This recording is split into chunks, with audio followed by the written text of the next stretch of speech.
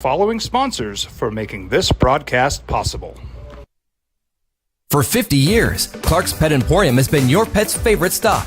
I am Michael Azera, midfielder for New Mexico United. Clark's support for the United is an example of their commitment to local partnerships. Clark's understands that paying it forward develops a better team and ultimately better community partner. When you need pet food and supplies, Clark's is always the best shot. Locally owned and operated with 2 convenient locations. Go United! ClarksPets.com. Here at Clark's Pets, we understand your pets. We take meticulous time to find out more about them. Dig deep into their world to understand their needs. We do research for knowledge of each pet, so you can trust Clark's Pets to provide you the best products and service for your pets, because we work hard to understand all of their needs. Clark's Pet Emporium, your pet's second best friend.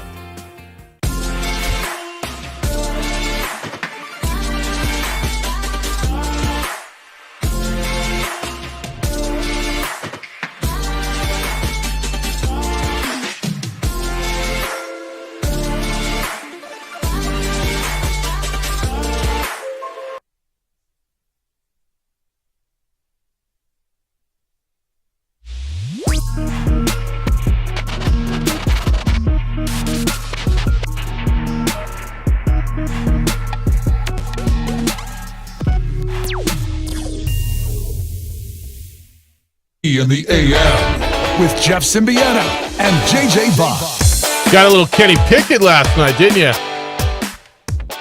Steelers' first string offense in the preseason, which is now concluded for the Pittsburgh Steelers, was on the field for 5 drives. They scored 5 touchdowns. OKP, 4 for 4, 86.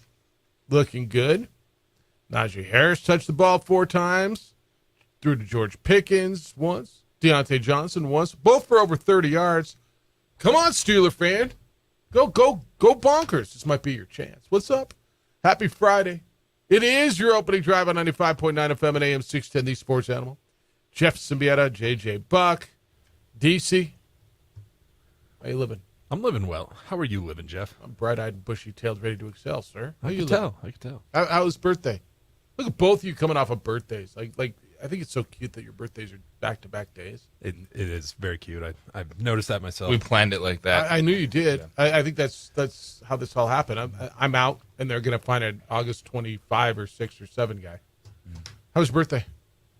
Solid. Solid? Get cake? No. No cake? No. I feel like Edward let us all down. Busy. Don't you feel that way? A little bit, actually. I mean, no cake on your birthday? Just women's soccer? Just women's soccer. Yeah, winners last night. Got the dub. You got a win last night. All right, did you catch any preseason football last night? There is something to be made out of that Steelers offense. Okay, there is, right? Yes. Because there are weapons. They have 3 quality wide receivers. Mm-hmm. They got a really good tight end. And Jalen Warren is going to factor in a lot more of the rushing game. It's not even Zach Gentry. Najee Harris. Oh, Zach Gentry, I think, is like tight end 3 now. Yeah. 2 on that roster. He's fighting for 2, yeah. Do you see that dude from Georgia? That's insane. Yeah, he's good. He's good. The dude from Georgia. He's like 6'7", 800 pounds, and he can catch football and block. At least 6'7", 800 pounds. It's just an insane what Darnell Washington has brought to that team. And I think you're seeing Kenny Pickett is going to be one of those quarterbacks that Steeler fans are going to have a love-hate relationship with. I think Kenny Pickett is going to win you a lot of games, but then you're going to get this narrative that he's not elite, and, is he going to be good enough? And when you have to go out there and try to beat Patrick Mahomes and Joe Burrow, Kenny Pickett, I feel, is going to fall into that category, but there's going to be a lot of dubs in Pittsburgh. No, first he's got to beat Joe Burrow, Deshaun Watson, and the rest of that division, right? Pat Freiermuth is a pass catcher, just a stud pass catcher. They've got Najee Harris and Jalen Warren, as you said. Their number 3 receiver used to be a number 1 in Chicago, Allen Robinson. They've got guys all over the place, and Connor Hayward is the guy that's like 5'6", 7", 800 pounds that can catch the ball. And they're the afterthought in that division. By every they're just the afterthought. Cincinnati is a team that went to the Super Bowl 2 years ago that is considered to be, by many, the second best team in the AFC. I'm not convinced they are. And if Joe Burrow's out for an extended period of time, I'm actually going to be convinced they're not. People are in love with Baltimore this year. Absolutely in love with Baltimore this year. Because why? Well, they're always good. The defense always finds a way, although they underwhelm you a little bit with names sometimes. They've got a quarterback who feels like he's happy, got paid, and should be going into his prime. Oh, and by the way, you've given that quarterback weapons now, better weapons than he has ever had in Baltimore. Cleveland paid their quarterback $250 million guaranteed, lined up some weapons around him and beside him, and their defensive front is really good. And then there's the little old Steelers. And all they do every year is find a way to crawl into the playoffs. The division's terrific. And that's why the Steelers are an afterthought. Now, well, even if Deshaun Watson plays really well, I trust the Steelers more than the Cleveland Browns. I do too. I'm going to tell you that every single team in that division, the Ravens, the Bengals, the Browns, the Steelers, can finish anywhere from 1 to 4. And you can't say that about anybody. There's no way you can tell me the 49ers are going to finish last place in the West. Right? You can't say, oh, well, that's true anywhere. Any team can finish 1 to 4. There's no way, right? Like, do you see the Broncos winning the West? Or the Chiefs finishing in last place? Or, you know what I'm saying? But I think in that division, you can make an argument for any combination 1, 2, 3, 4. You don't think? Yes, you can. That division is going to be fascinating. That division is going to be fascinating. Best division in football. It is. I think so. Like it's 4 teams. It's not just I think there's 4 playoff teams. There's 4 teams that can win multiple playoff games in that division. Meanwhile, why did Atlanta even show up yesterday? They played Logan Woodside and Taylor Heineke, and really all they played was Logan Woodside. They threw the ball for 159 yards and ran the ball 3 dudes for 40 yards, and they scored no points. And it was like, just we're here because I don't get fined. I'm just here so I don't get fined. Feels that way. I mean, this is a Marshawn Lynch game for them. all. What were they there for? It's like a practice. You have to play 3? I guess. Yeah, because you have to. That's right. I guess. Anthony Richardson played last night. Colts beat the Eagles, if you care, 27-13. The only reason you care is if you bet on it. Anthony Richardson, 6 of 17 for the Colts starter, 78 yards. Gardner Minshew played the majority of the game for them. No Jonathan Taylor, obviously, as he is on the trading block. The other side of the ball, I mean, again, Philly was there, and they played Marcus Mariota a little bit, but mostly Tanner McKee. Where'd Tanner McKee go to college? Come on, you know everything. Come on, hit me. Tanner at Stanford? Yeah. He's really good with this. And they played Ian Book, which everybody knows where Ian Book went to school, right? Notre Dame? Thank you. No, you got to know a Notre Dame quarterback. Yeah, everybody knows Notre Dame's quarterback. That's a good call on the Tanner McKee, though. I don't know what I got out of that game. There were some good windows that Anthony Richardson threw into, and he made some throws that made him look like a rookie. And Yeah, it could be a long year for the Indianapolis Colts. it could be. Last night, if you're Anthony Richardson, even so early in your preseason NFL career, you want to see him perform decently against backups, which he did. Got a little high on himself, clowning the Eagles with the Fly Eagles Fly after scoring a touchdown in the preseason. You saw flashes of it, and there's plenty of athleticism there. He's going to make an impact in the run game. He's got the arm.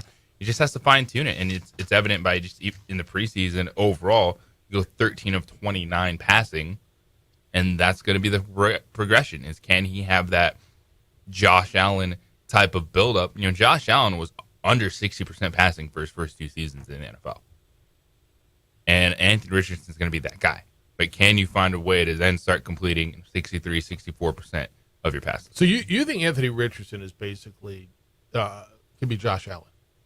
That's his best case scenario ceiling. But I mean, you think that's the mold, right? Yes. Okay. I mean, if that's the mold, then they're in a good place.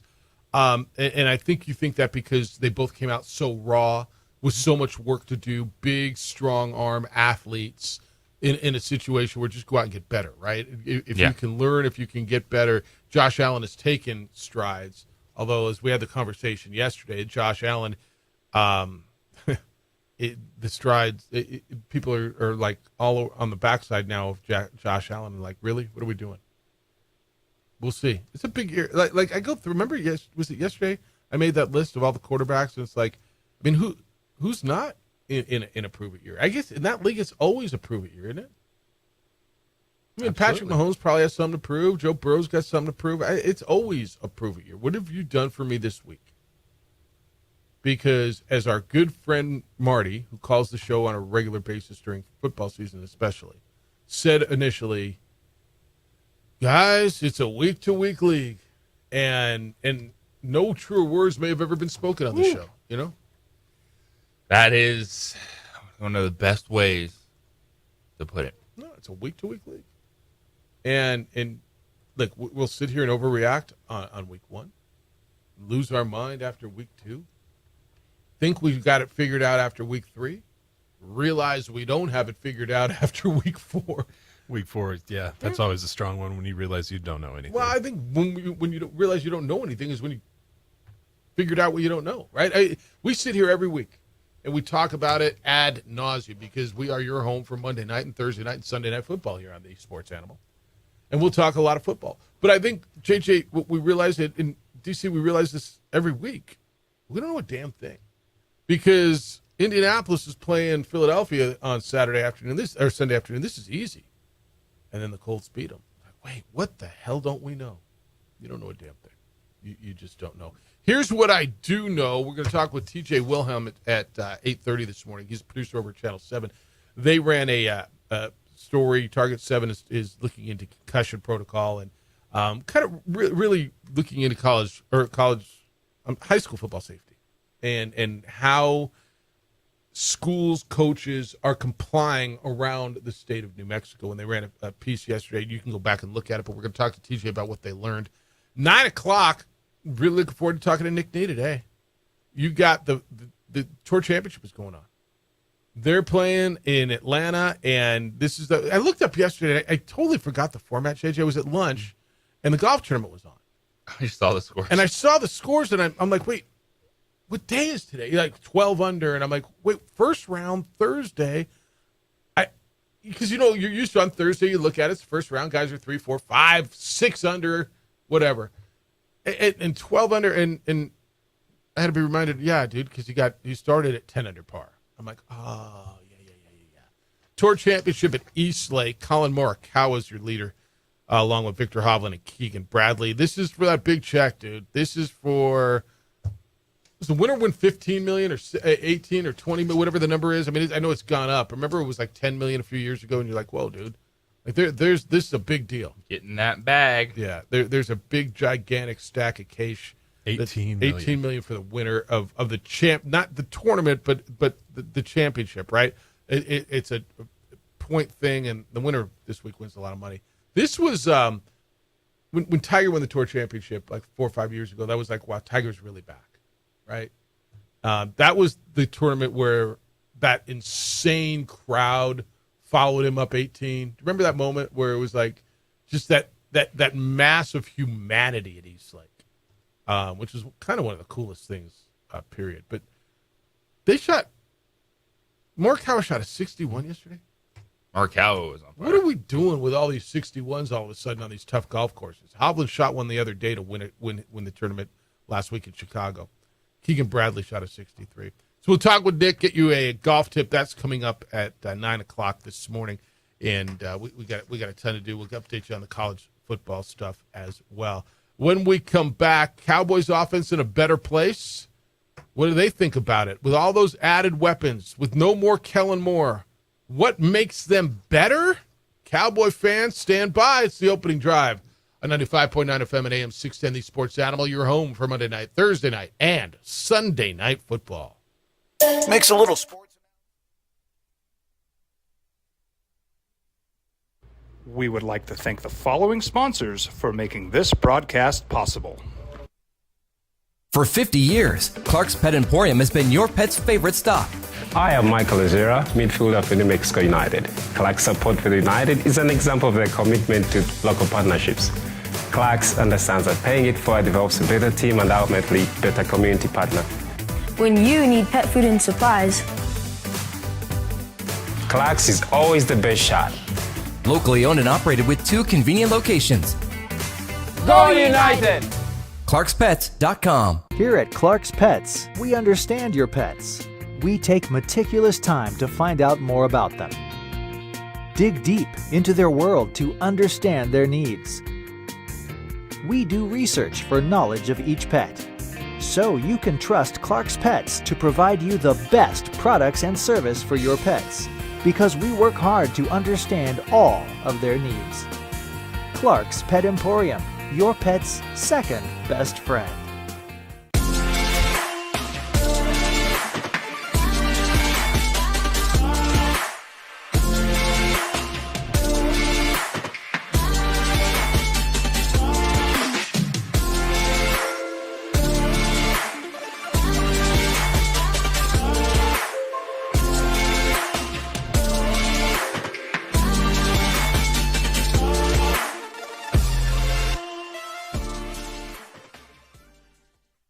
These days, it's important to know people and businesses you can trust. There's a lot of places where you can buy a vehicle, but there's only a few local dealerships where you'll find honest people who have your best interests in mind.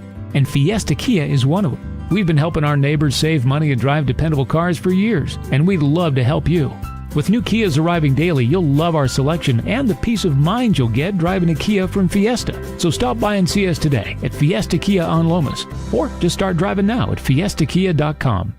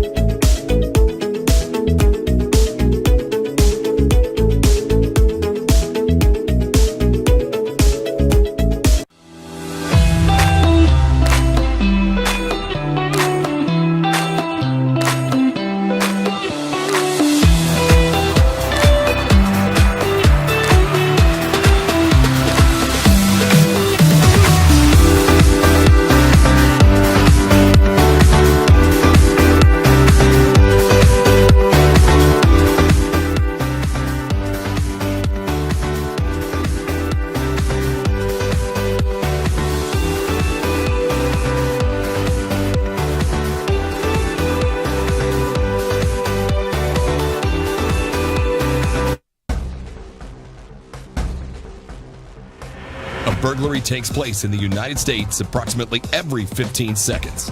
International Protective Service is your answer for commercial and residential security in all of Albuquerque. IPS will work with your monitoring company for fast, reliable response times. You can rest easy knowing you, your family, or your company is watched over by International Protective Service. Call International Protective Service today.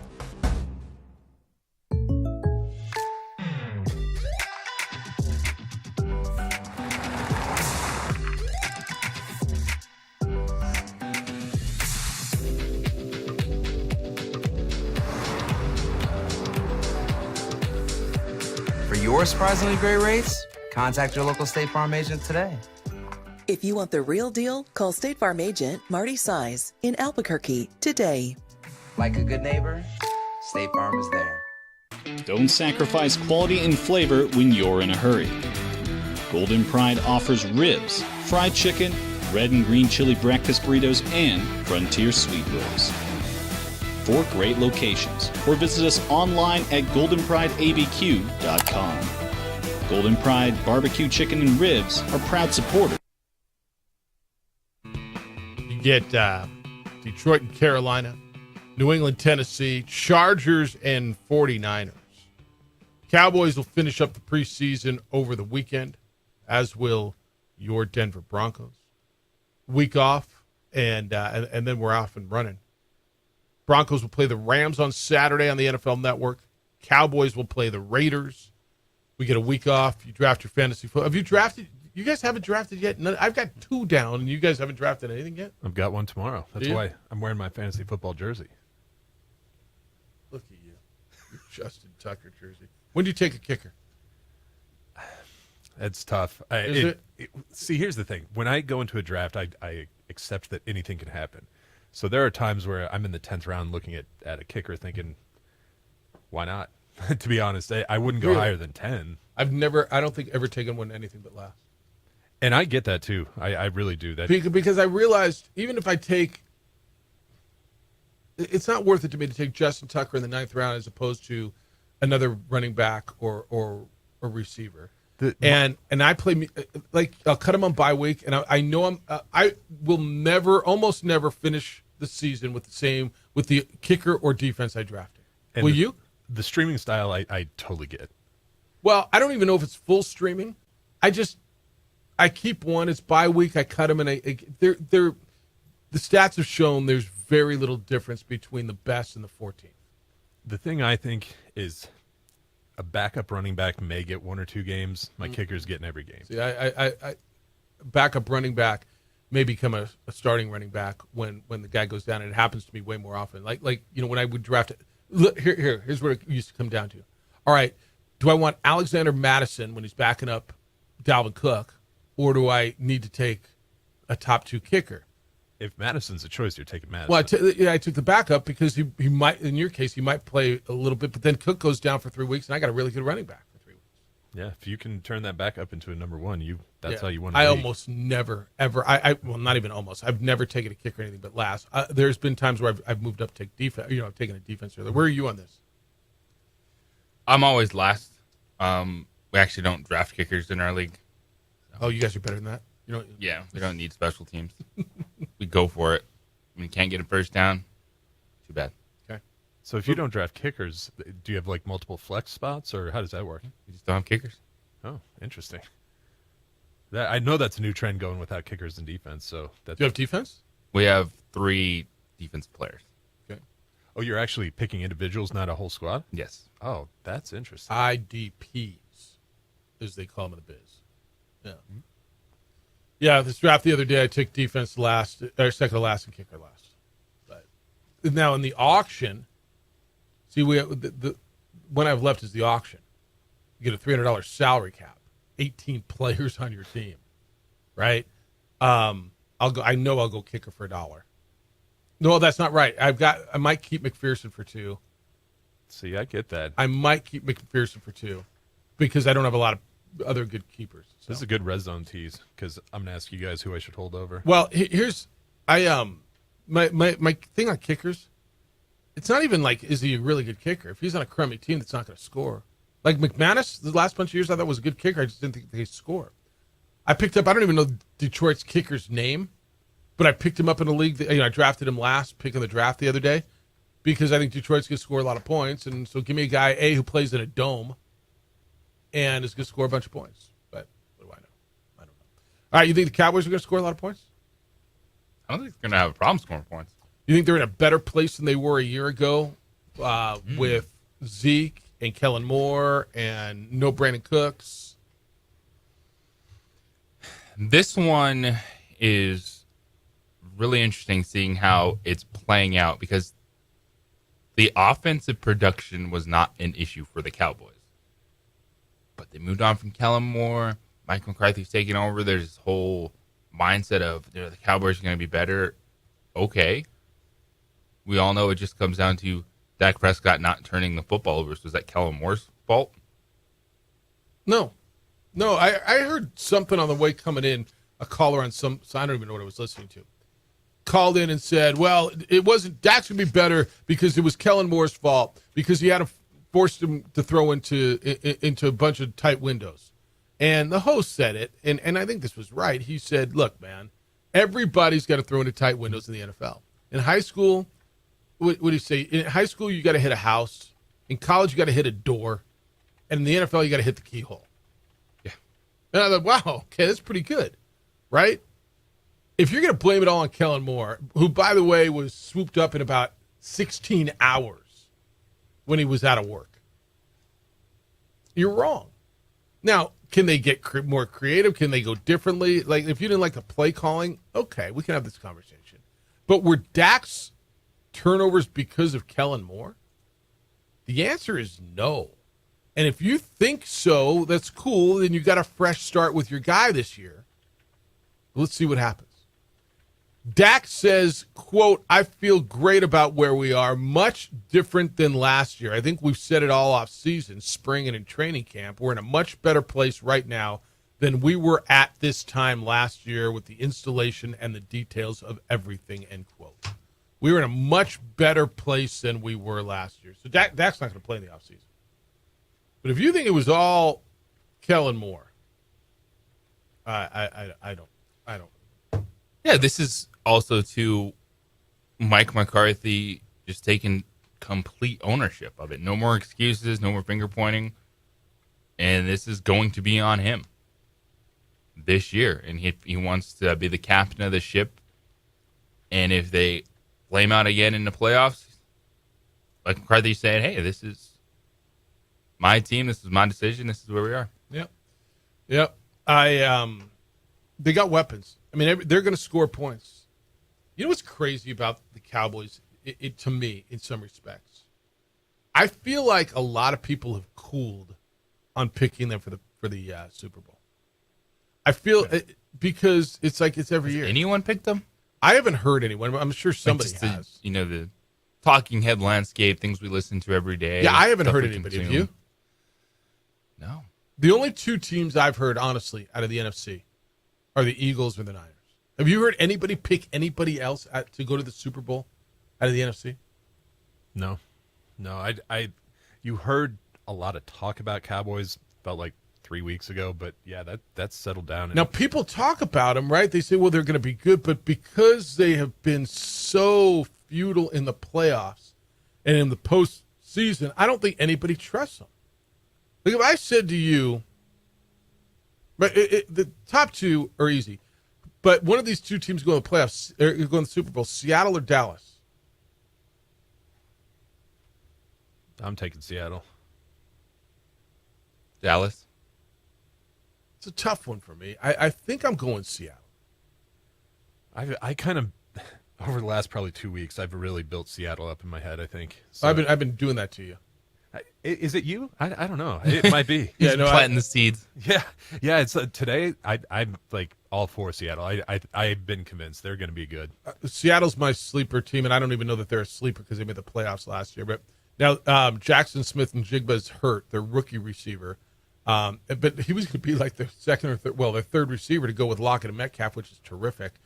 I think it's a breakout year for Noah Fant. The key to me is Geno for real? What we saw last year, is that really Geno? Like, is he really that dude?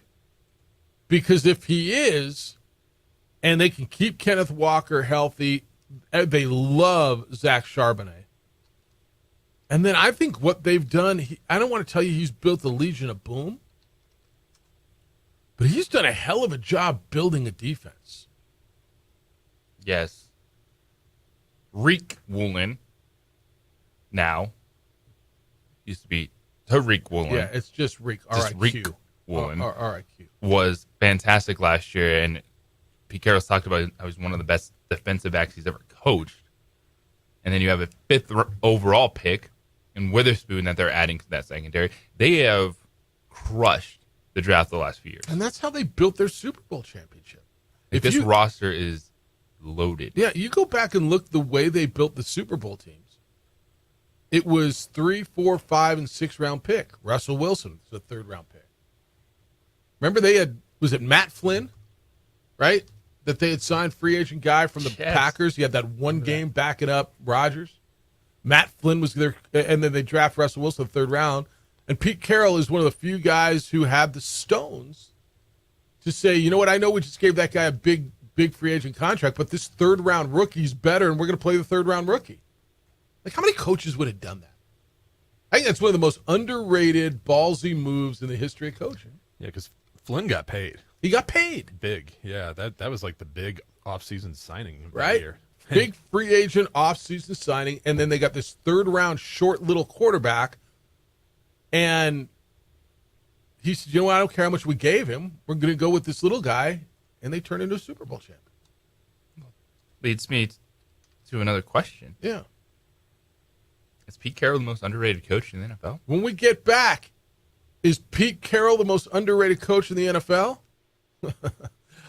Let's have the conversation. We're here for you. 505-246-0610. Area code 505-246-0610. That's the Sports Animal phone line and text line. Emails Jeff at sportsanimалabq.com and JJ at sportsanimалabq.com. Thank you for listening to the opening drive on 95.9 FM and AM 610. The Sports Animal, your home for Monday night, Thursday night, and Sunday night football.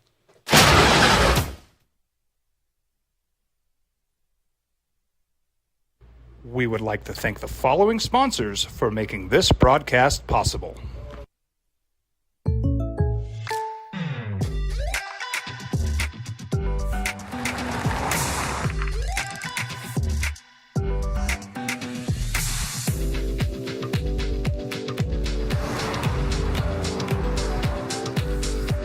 For your surprisingly great rates, contact your local State Farm agent today. If you want the real deal, call State Farm agent Marty Size in Albuquerque today. Like a good neighbor, State Farm is there. Hi, my name is Daniel Chavez, and this is my business partner, David Chavez. We are the owners of Indeed Safety. Indeed Safety is a local safety consulting company helping our clients with their safety needs for their projects. One of the things we pride ourselves as a construction safety company is helping our men and women in construction get home safe every day to their families. Indeed Safety is a proud supporter of ProView Network.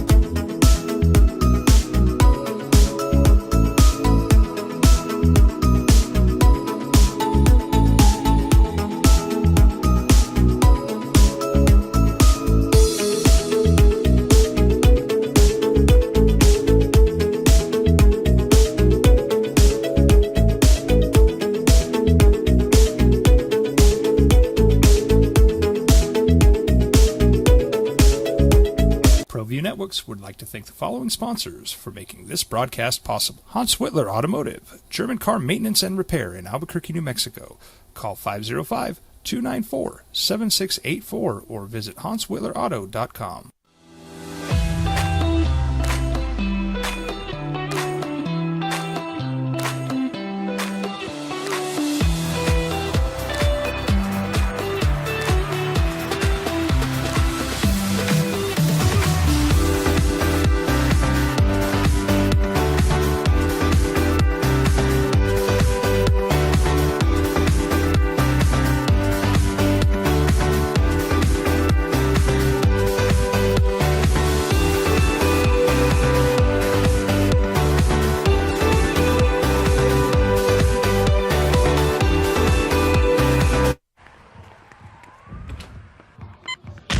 These are more than just the sounds of a safe place to go after school.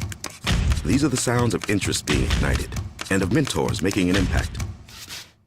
At Boys and Girls Clubs, we don't do just one thing. We do whatever it takes to meet the needs of every kid who comes through those doors. Because whatever it takes is what it takes to build great futures.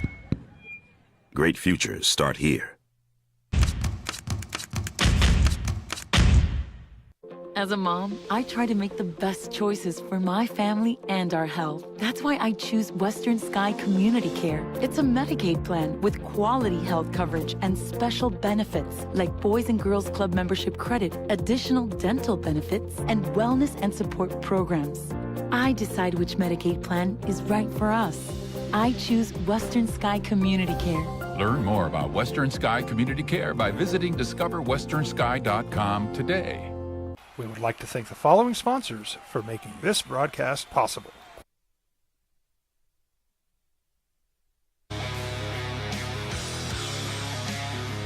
Hey, DC, did you study up? I got all the win totals for Mountain West Conference teams. Overs, unders, 9:30 this morning. We're going to go with FanDuel's numbers. I'll give them to you in advance if you want. But we're going through, and Stigler's going to join us, too. So we get the American Stiglo in here, Stigmund Freud. He's going to come in, and we're going to go overs, unders on win totals for Mountain West Conference football teams and New Mexico State, 9:30 this morning. And you can play along as we go because that's always a fun little exercise. We're not very good at it, but we'll take FanDuel numbers. I got like Caesars numbers and MGMs, but they're very similar. But we'll go with FanDuel. All right, 505-246-0610. So you asked a question, J.J. Buck, going into the break. That question was, is Pete Carroll the most underrated coach in the NFL? Is that on your sheet here? Yes, it is. Where's that? I don't even see it. I mean, not that it matters. So I don't know why. Maybe I do know why. I got me some love for Pete Carroll. Now, you can say, oh, Jeff, look what he did to SC. And I don't know, what did he do to SC? I mean, took him to national. Is it because he feels like a PE coach? Chewing gum. He chews gum, man. And he chews it with his mouth open. So, phrase the question again. Is he the most underrated coach in the NFL? We hype up Sean Payton and Mike McCarthy. And there's another guy that wins a lot of games, that stuck around to be the oldest coach in the NFL at 71. So the only other guy that I would think would be more underrated currently in the NFL would be Mike Tomlin, and it depends who's doing the ratings. Okay, I think Mike Tomlin is one of the elite coaches in the NFL, and so underrated is a vague term. Because I don't even, if we start naming NFL coaches, if Pete Carroll even come out of someone's mouth. Well, then yes. In the first 10. If that's the case, if he's not out of your mouth the first 10, then yes, he's one of the most underrated coaches in the NFL. Now, I'll tell you why I think he gets some of the underrated. All right, if you are a Patriots fan, you'll never think he's worth a crap because he was a failure. Failure is a tough way to put it. It didn't work the first time he was in the NFL when he was in New England, right? And he went to SC, and if you recall, when he went to SC, he was like the 4th or 5th pick. SC was swinging for the fences. And people going, yeah, no, I don't want that job. I don't want that job. And he came in and he built SC to what SC was.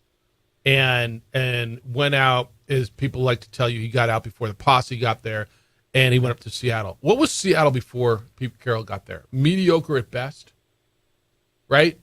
Mediocre at best. Took him to 2 Super Bowls, won 1, should have won 2. Yeah, yes. Yeah, they had the Mike Holmgren run. They were good. Went to a Super Bowl. There was a good. They went to Super Bowl with Mike Holmgren? I don't think they did. Did they go with Mike Holmgren? Yeah, they played the Steelers. The Seahawks did? Yeah. Okay. All right. Yeah. No, that was with that was Jerome Bettis' game. David Craig, the quarterback. Is that right? And Kurt Warner was the running back. And no, that was that Matt Hasselbeck. Was the Hasselbeck teams? Okay. John Alexander? Why am I blank? Oh, yeah, that was a good run. Mm-hmm. Yep. No, Holmgren was good up there. Yeah, I my answer would be yes. The only other guy would be Tomlin, and would be define how you rate Tomlin when you say underrated. I mean, do you think he's the most underrated coach in the NFL? So his time in Seattle, 210 wins, 128 losses. That's phenomenal, by the way. Now you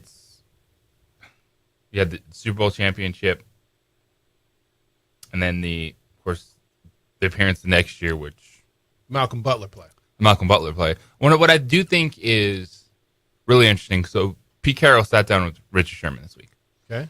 Doing his podcast, And talking about now? it. Those guys are good now? And that did tell a lot to me. Is like Pete Carroll sat there and explained that goal line play. And I would love to find that audio.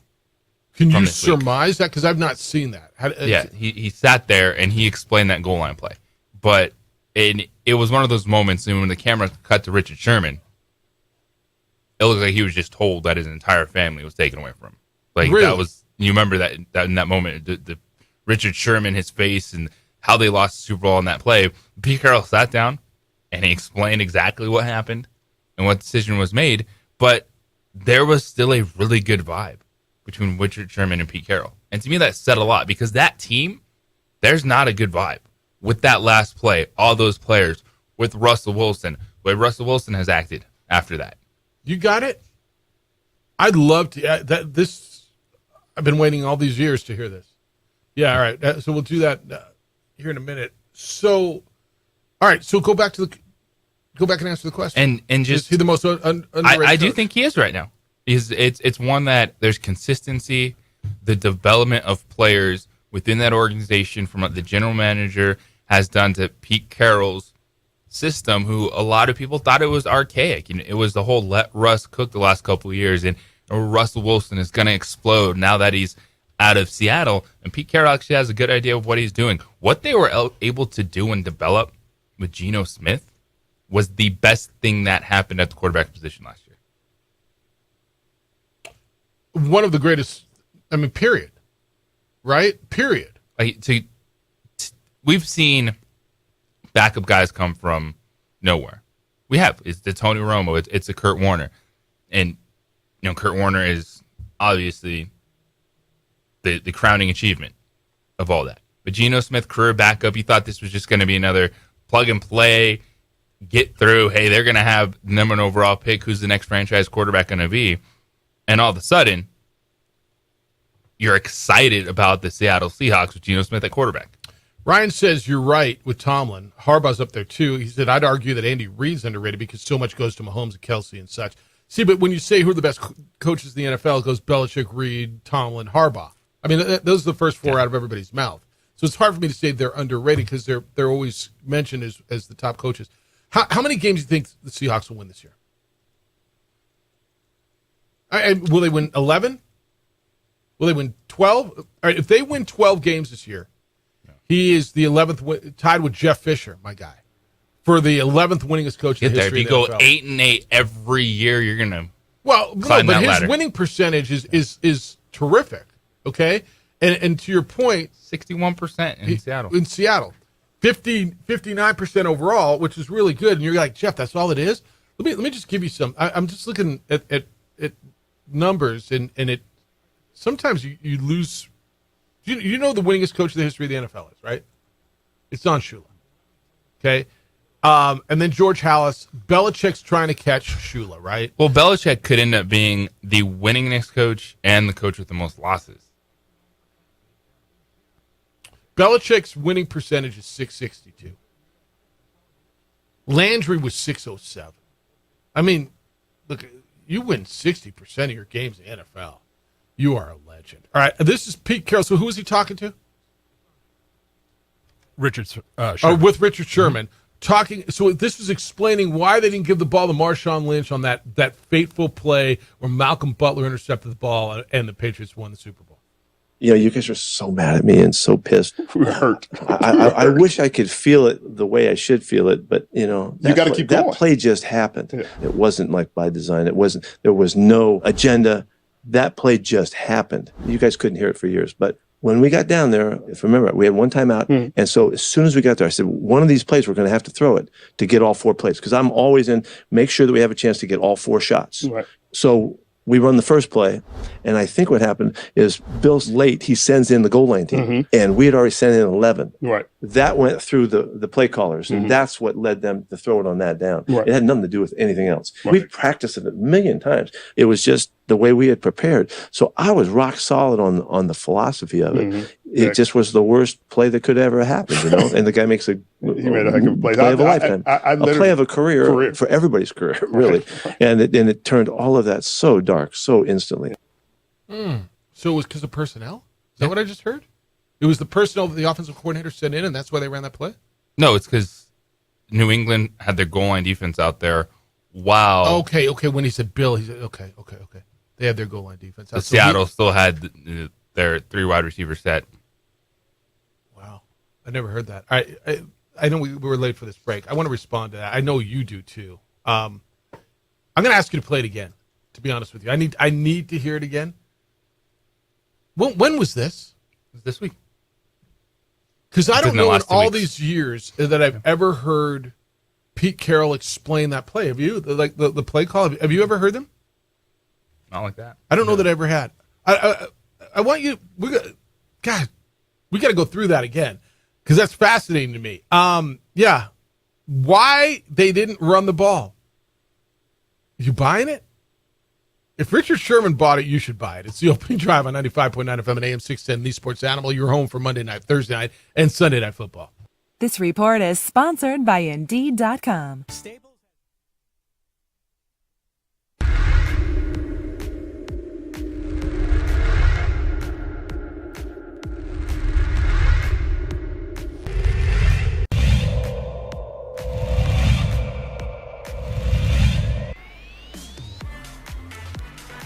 Olivas going to the corner of the end zone. Nice grab there by Josh Jackson, and that's going to be a touchdown, El Dorado.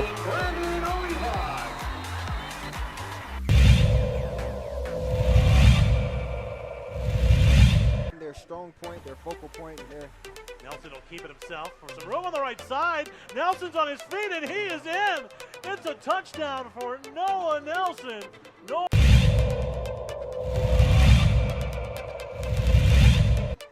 Sliding, they slid on it going out there. Linebacker, they're going for the big gutter play. How did he hold on to that? Ethan Olguin. My goodness, a 32-yard bomb.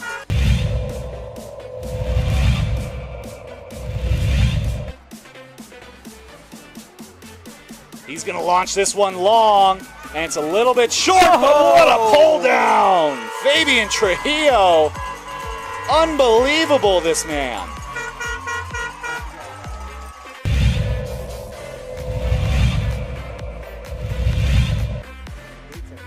Dyer, back to pass.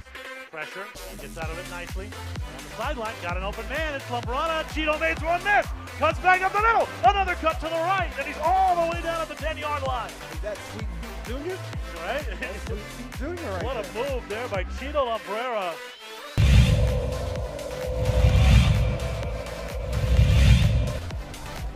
Second and 1, give it to Gallus. Once again, he evades one tackle, evades two. Breaking into the open, there's a block, bye-bye. And he breaks the last tackle to get through. Jack Gallus with the touchdown.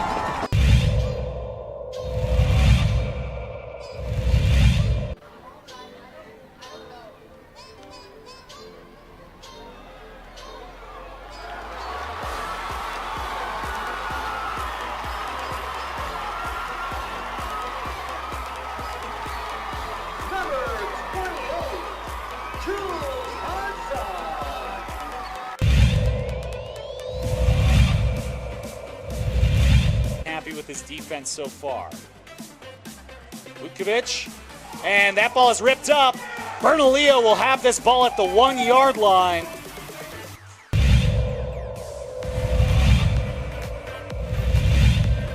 That's the extra yards for Cheeto. Dyer quickly, it's batted into the air, and it is picked off. Rams football as Rio Rancho finally gets the turnover they need as it's tipped into the waiting arms of Vincente Tafoya. Ryan Brown had punched it into the air and allowed Tafoya to come away with it. Let's see if Nelson can make it pay. Right No! LaCueva gets it back on another tip drill. It falls into the waiting arms of the senior Luke Ryder.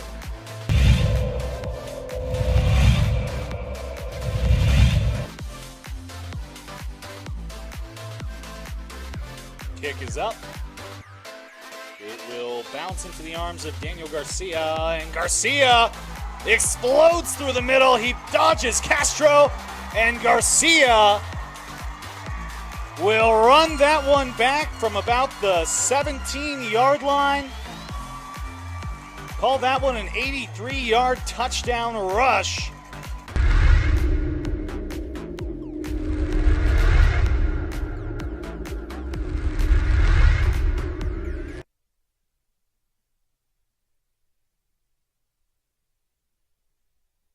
We would like to thank the following sponsors for making this broadcast possible. For 50 years, Clark's Pet Emporium has been your pet's favorite stop. I am Michael Azera, midfielder for New Mexico United. Clark's support for the United is an example of their commitment to local partnerships. Clark's understands that paying it forward develops a better team and ultimately better community partner. When you need pet food and supplies, Clark's is always the best shot. Locally owned and operated with 2 convenient locations. Go United! ClarksPets.com. Here at Clark's Pets, we understand your pets. We take meticulous time to find out more about them. Dig deep into their world to understand their needs. We do research for knowledge of each pet, so you can trust Clark's Pets to provide you the best products and service for your pets, because we work hard to understand all of their needs. Clark's Pet Emporium, your pet's second best friend.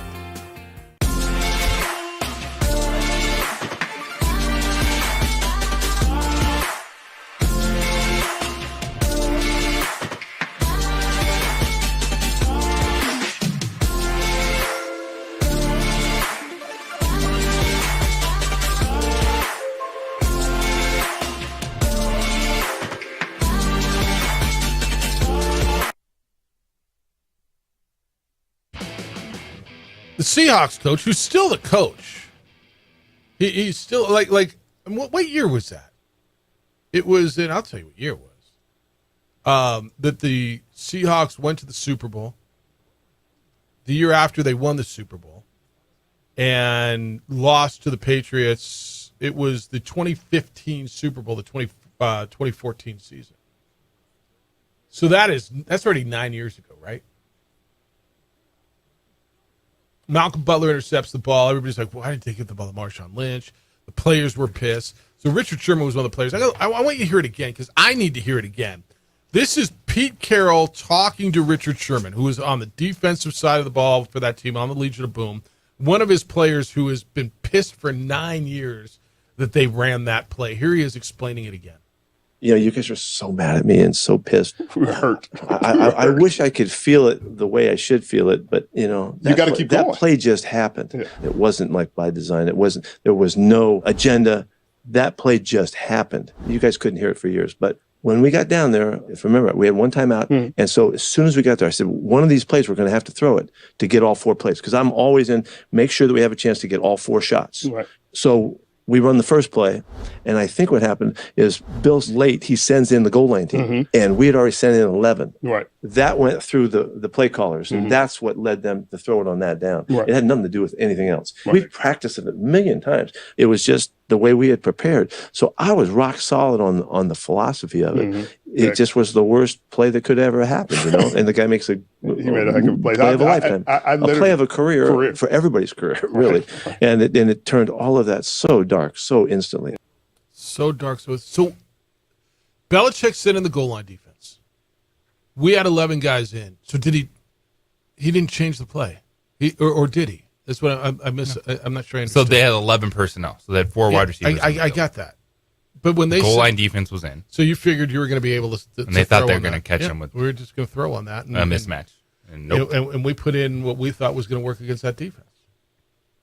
All right, because they didn't sub. It's still hard to eat, and I'm not a Seahawks fan, and you could hear Richard Sherman kind of laughing, but I mean, I love that they can have that conversation. Yeah. I love that they can have that conversation.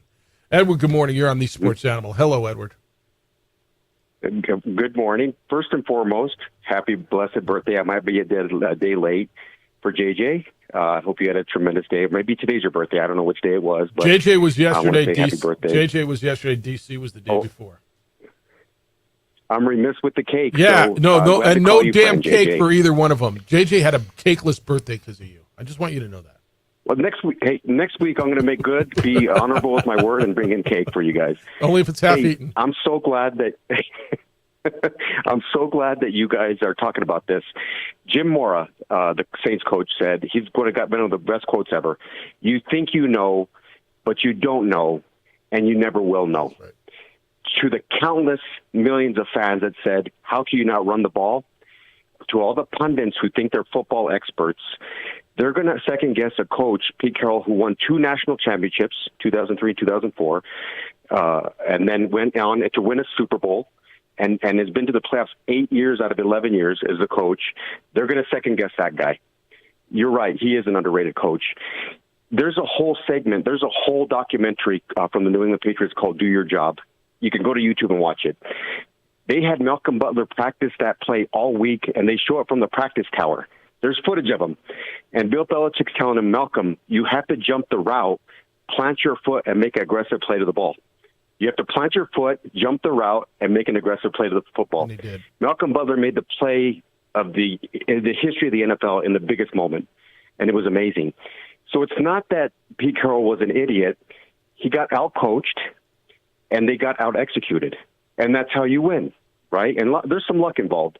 11 personnel is, JJ's right, there's one running back, one tight end, and 3 receivers, or you can call the tight end a receiver. The New England Patriots forced them into that play by throwing their jumbo defense in, which, by the way, earlier in the game, they repeatedly stopped short yardage situations on the running attack. That's essentially what Pete They Carroll would have just probably said. failed anyway had they tried to run the ball. That's what Pete Carroll So just for the countless and legions of fans that say it's the most dumbest play in the history of the game, you're wrong. You're wrong.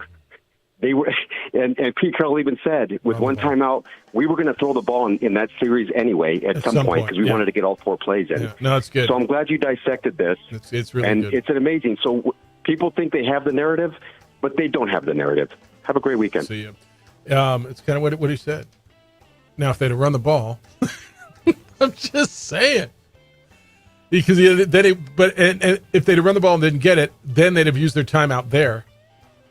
Right? If you're going to throw the ball on one of those 4 downs, first is probably the one to throw. Now, if you run the ball and get in the end zone, you have to worry about it. If you run the ball and don't get in, you're using your timeout right there. Then you got to throw the ball 3 times. Right?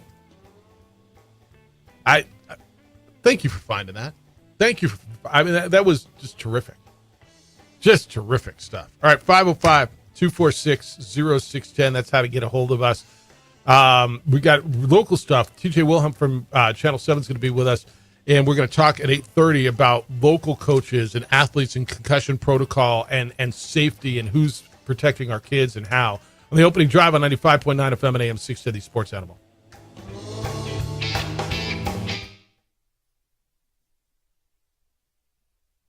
We would like to thank the following sponsors for making this broadcast possible. For 50 years, Clark's Pet Emporium has been your pet's favorite stop.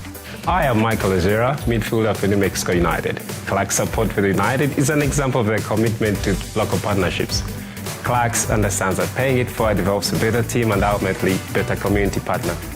When you need pet food and supplies, Clark's is always the best shot. Locally owned and operated with 2 convenient locations. Go United! ClarksPets.com. Here at Clark's Pets, we understand your pets. We take meticulous time to find out more about them.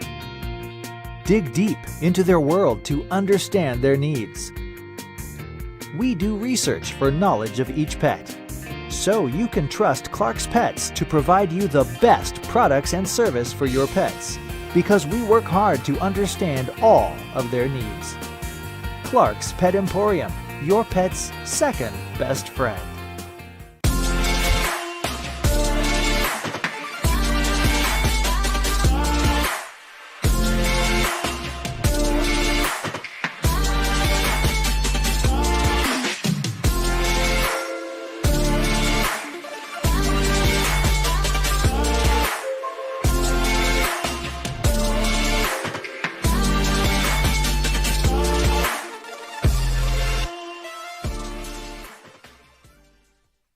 These days, it's important to know people and businesses you can trust. There's a lot of places where you can buy a vehicle, but there's only a few local dealerships where you'll find honest people who have your best interests in mind.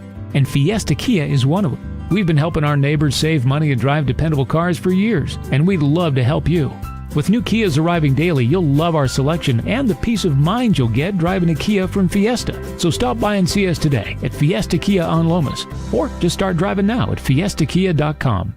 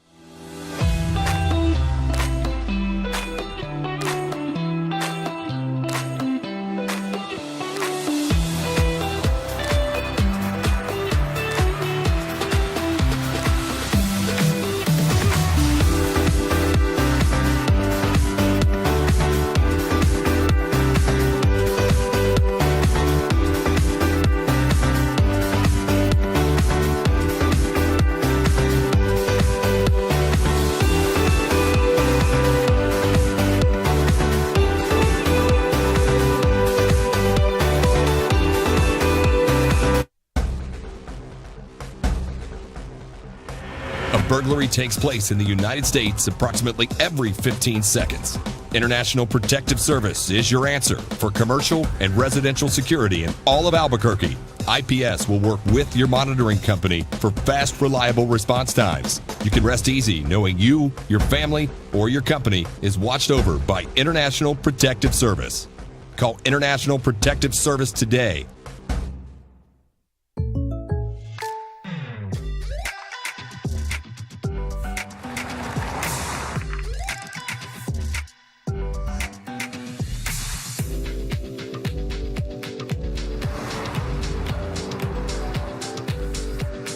Your surprisingly great rate?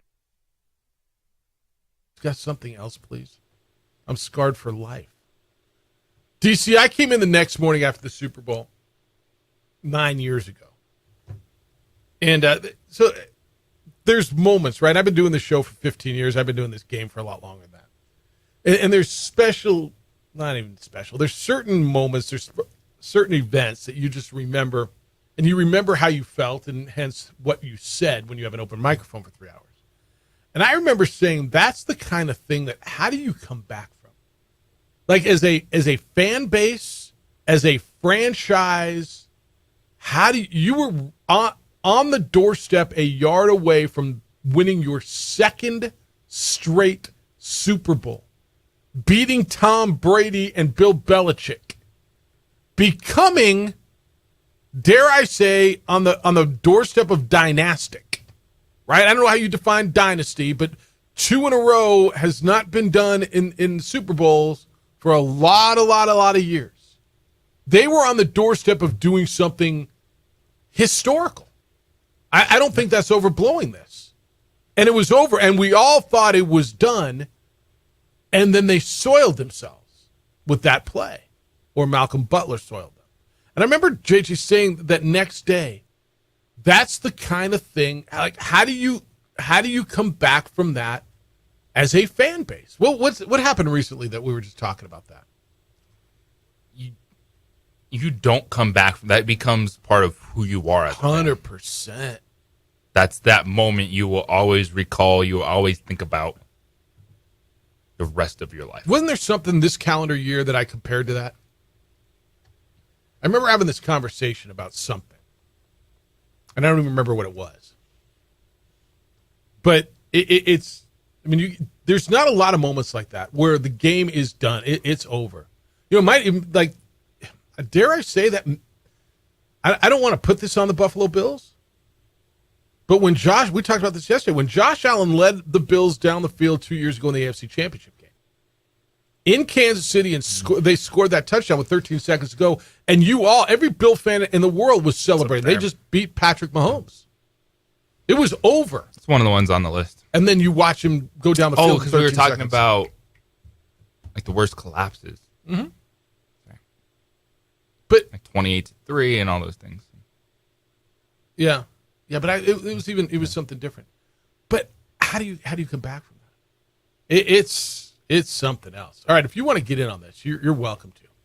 505-246-0610. That's the Sports Animal phone line. It is also the Sports Animal text line. You can watch on Facebook, the OD and the AM. You can watch on Comcast Channel 26. Adrian's producing on ProView Networks. Did you see this story? So all of us are at an age, and we're at different ages. But you kind of feel limitations in your body. And your body will tell you because your head won't. Oh, yeah, I can still go out and ball it. Oh, no, I can't. Oh, my back went out sneezing. Oh, I just pulled my hammy. Or was it your calf or your hammy that you were limping around recently? A couple months ago, you were out. Oh, back. Your O's are back. See? Yeah. Right? I mean, we're all, like, age is real. Who's undefeated again? All the time. Mm-hmm. You're all familiar with Kevin Hart? Kevin Hart, the comedian. Kevin Hart is 44 years old. Kevin Hart fancies himself. I just listened to his video. I can't play it for you, but I just listened to the video. Kevin Hart fancies himself to be, as he says, everybody who knows me knows I'm pretty fast. So he ended up, he's buddies, I guess, with Stephen Ridley, former running back of the New England Patriots. Kevin Hart's 44-year-old mouth was telling Stephen Ridley how fast he is and that Stephen Ridley couldn't beat him. And they had a little bet. And so he went out and took his 44-year-old body and they ran a 40-yard dash. They put a little bet on it. Who do you think won? Not Kevin Hart. Kevin Hart's in a wheelchair. Kevin Hart posted a video to Instagram in a wheelchair. He said he tore multiple muscles in his abdomen. Went into detail about there. He said, he says, guys, I blew all my bleep. Tore my lower abdomen, my abductors. I don't even know what that is, but I tore them. I tore those too. I can't walk. Sit my ass down. This is 44 years old. It's fun. And he's a funny dude. He's hilarious. His specials are really, really awesome. No, he's funny. I like how he called himself the stupidest man alive. That's right. You cleaned that up. That was very nice of you to clean that up for the radio. Yes. You're welcome. Was there a moment where, I mean, look, was it you when you blew out your back? And we're all different ages now, which is somewhat the beauty of what we're doing here. Because I remember like a year and a half ago, maybe two, I was out playing ball. I remember my head remembered what I could do. You know, I might be short, but I'm slow. Like I was, you know, that annoying cerebral point guard. I could shoot a little. I was a good passer. I went, you know. But I remember what my head remembered how I played ball, and my knee and my back reminded me that those were the days, as Edith Bunker once said. Was there a moment for you guys where you just said, "Oh, damn, Father Time just reminded me who I am"? I've had a few. I was one time, this was a couple years back, I was snowboarding, and it was really snowy out, so I couldn't see this jump. It was like 2 feet. It was a nothing jump, but I go down, and my back just went out on me. And it's crazy, because like once every 6 months, I'll just take a weird step or whatever, and I've got 3 days of just excruciating So you go pain. into lockdown in your lower back. Not fun. Oh, it sucks. Yeah, I lock up like once every 6 months. It sucks. What about you? Yeah, it's just understanding I can't train as much as I used to, because that's what happened to me this summer. You can still drink water. Yeah, but look at him. He's overloaded yoked, it, dude. He's on fire right now. He's still got yoked. 5 good years. Look at him, and he's put on his Schmedium Pro. I can wear those shirt. Schmediums again, baby. He's just showing off the guns. I hadn't seen that one in a while either. Because I haven't been able to wear it in a while.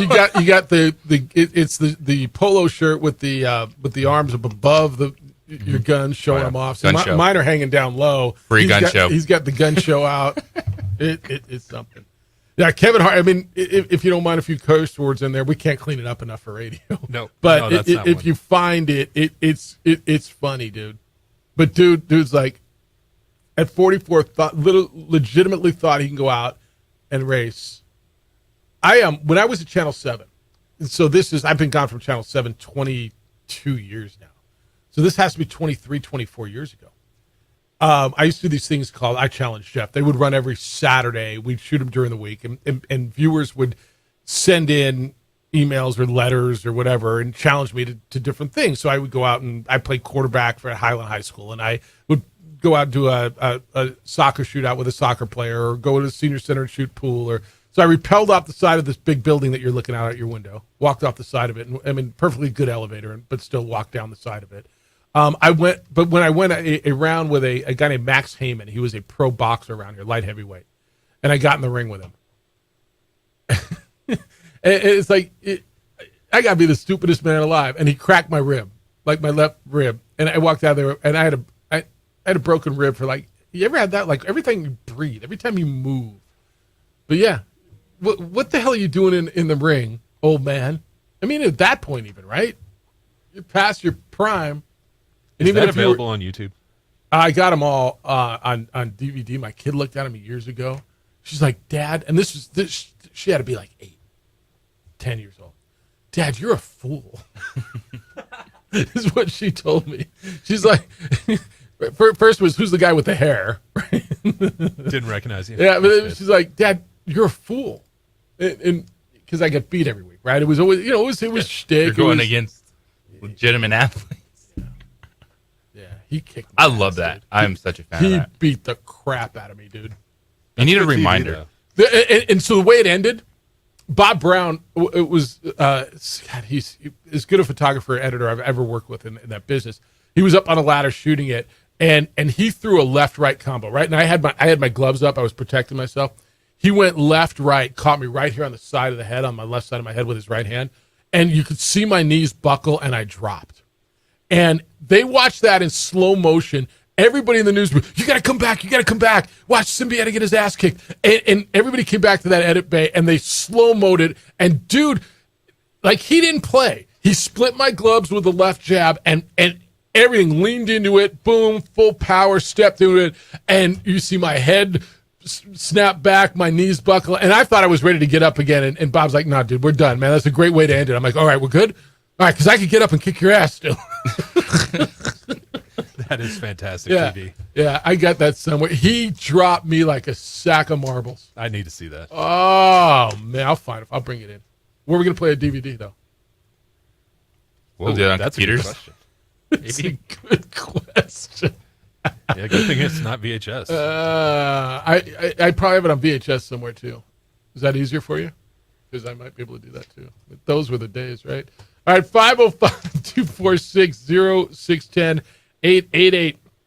888-922-0610. So what is the final price? Jonathan Taylor's on the market. What is it going to cost? Let's talk about that next. It's the opening drive on 95.9 FM and AM 610, the Sports Animal, your home for Monday night, Thursday night, and Sunday night football.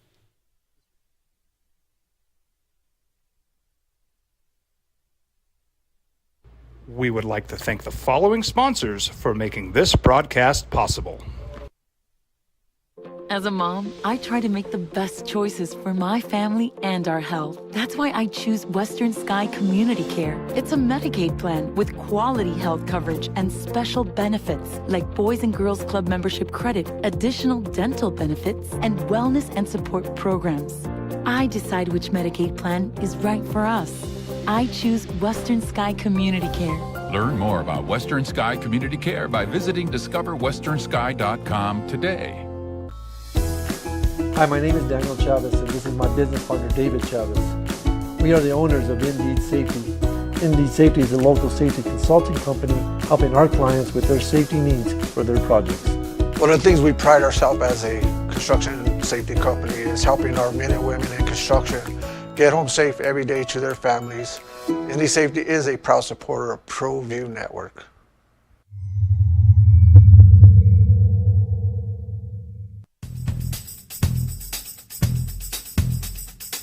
International Protective Services is a proud supporter of ProView Sports and New Mexico Youth Athletics.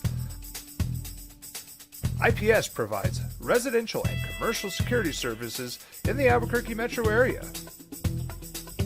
For more info, please call 505-897-2420 or visit internationalprotectiveservice.com. Don't sacrifice quality and flavor when you're in a hurry.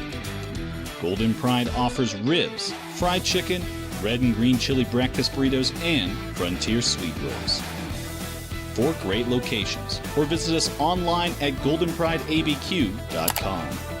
Golden Pride Barbecue Chicken and Ribs are proud supporters of ProView Sports.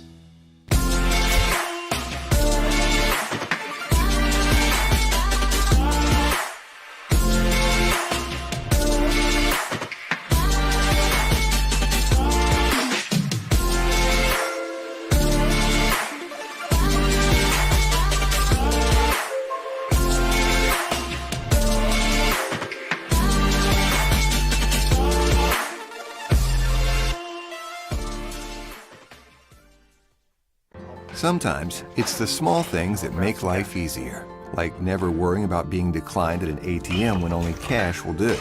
With You're Covered from US Eagle, we'll cover you, even if the money's not there. That's a good feeling. And we do it with no extra fees or penalties. It's called trust, and we think that's important, especially if we're asking you to trust us. At US Eagle, that's just part of what it means when we say people mean more. These are more than just the sounds of a safe place to go after school. These are the sounds of interest being ignited and of mentors making an impact. At Boys and Girls Clubs, we don't do just one thing. We do whatever it takes to meet the needs of every kid who comes through those doors. Because whatever it takes is what it takes to build great futures. Great futures start here.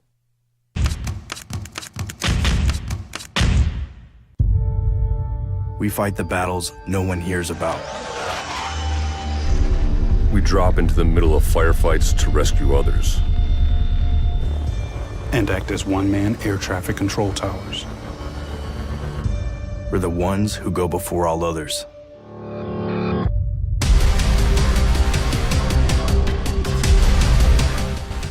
U.S. Air Force Special Warfare are proud supporters of ProView Sports. As a mom, I try to make the best choices for my family and our health. That's why I choose Western Sky Community Care. It's a Medicaid plan with quality health coverage and special benefits like Boys and Girls Club membership credit, additional dental benefits, and wellness and support programs. I decide which Medicaid plan is right for us. I choose Western Sky Community Care. Learn more about Western Sky Community Care by visiting discoverwesternsky.com today. International Protective Services is a proud supporter of ProView Sports and New Mexico Youth Athletics.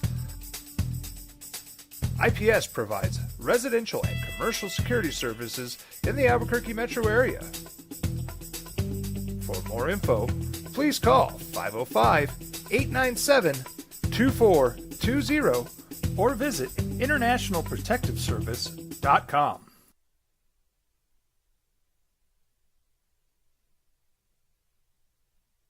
We would like to thank the following sponsors for making this broadcast possible. We fight the battles no one hears about. We drop into the middle of firefights to rescue others. And act as one-man air traffic control tower. Damn, dude!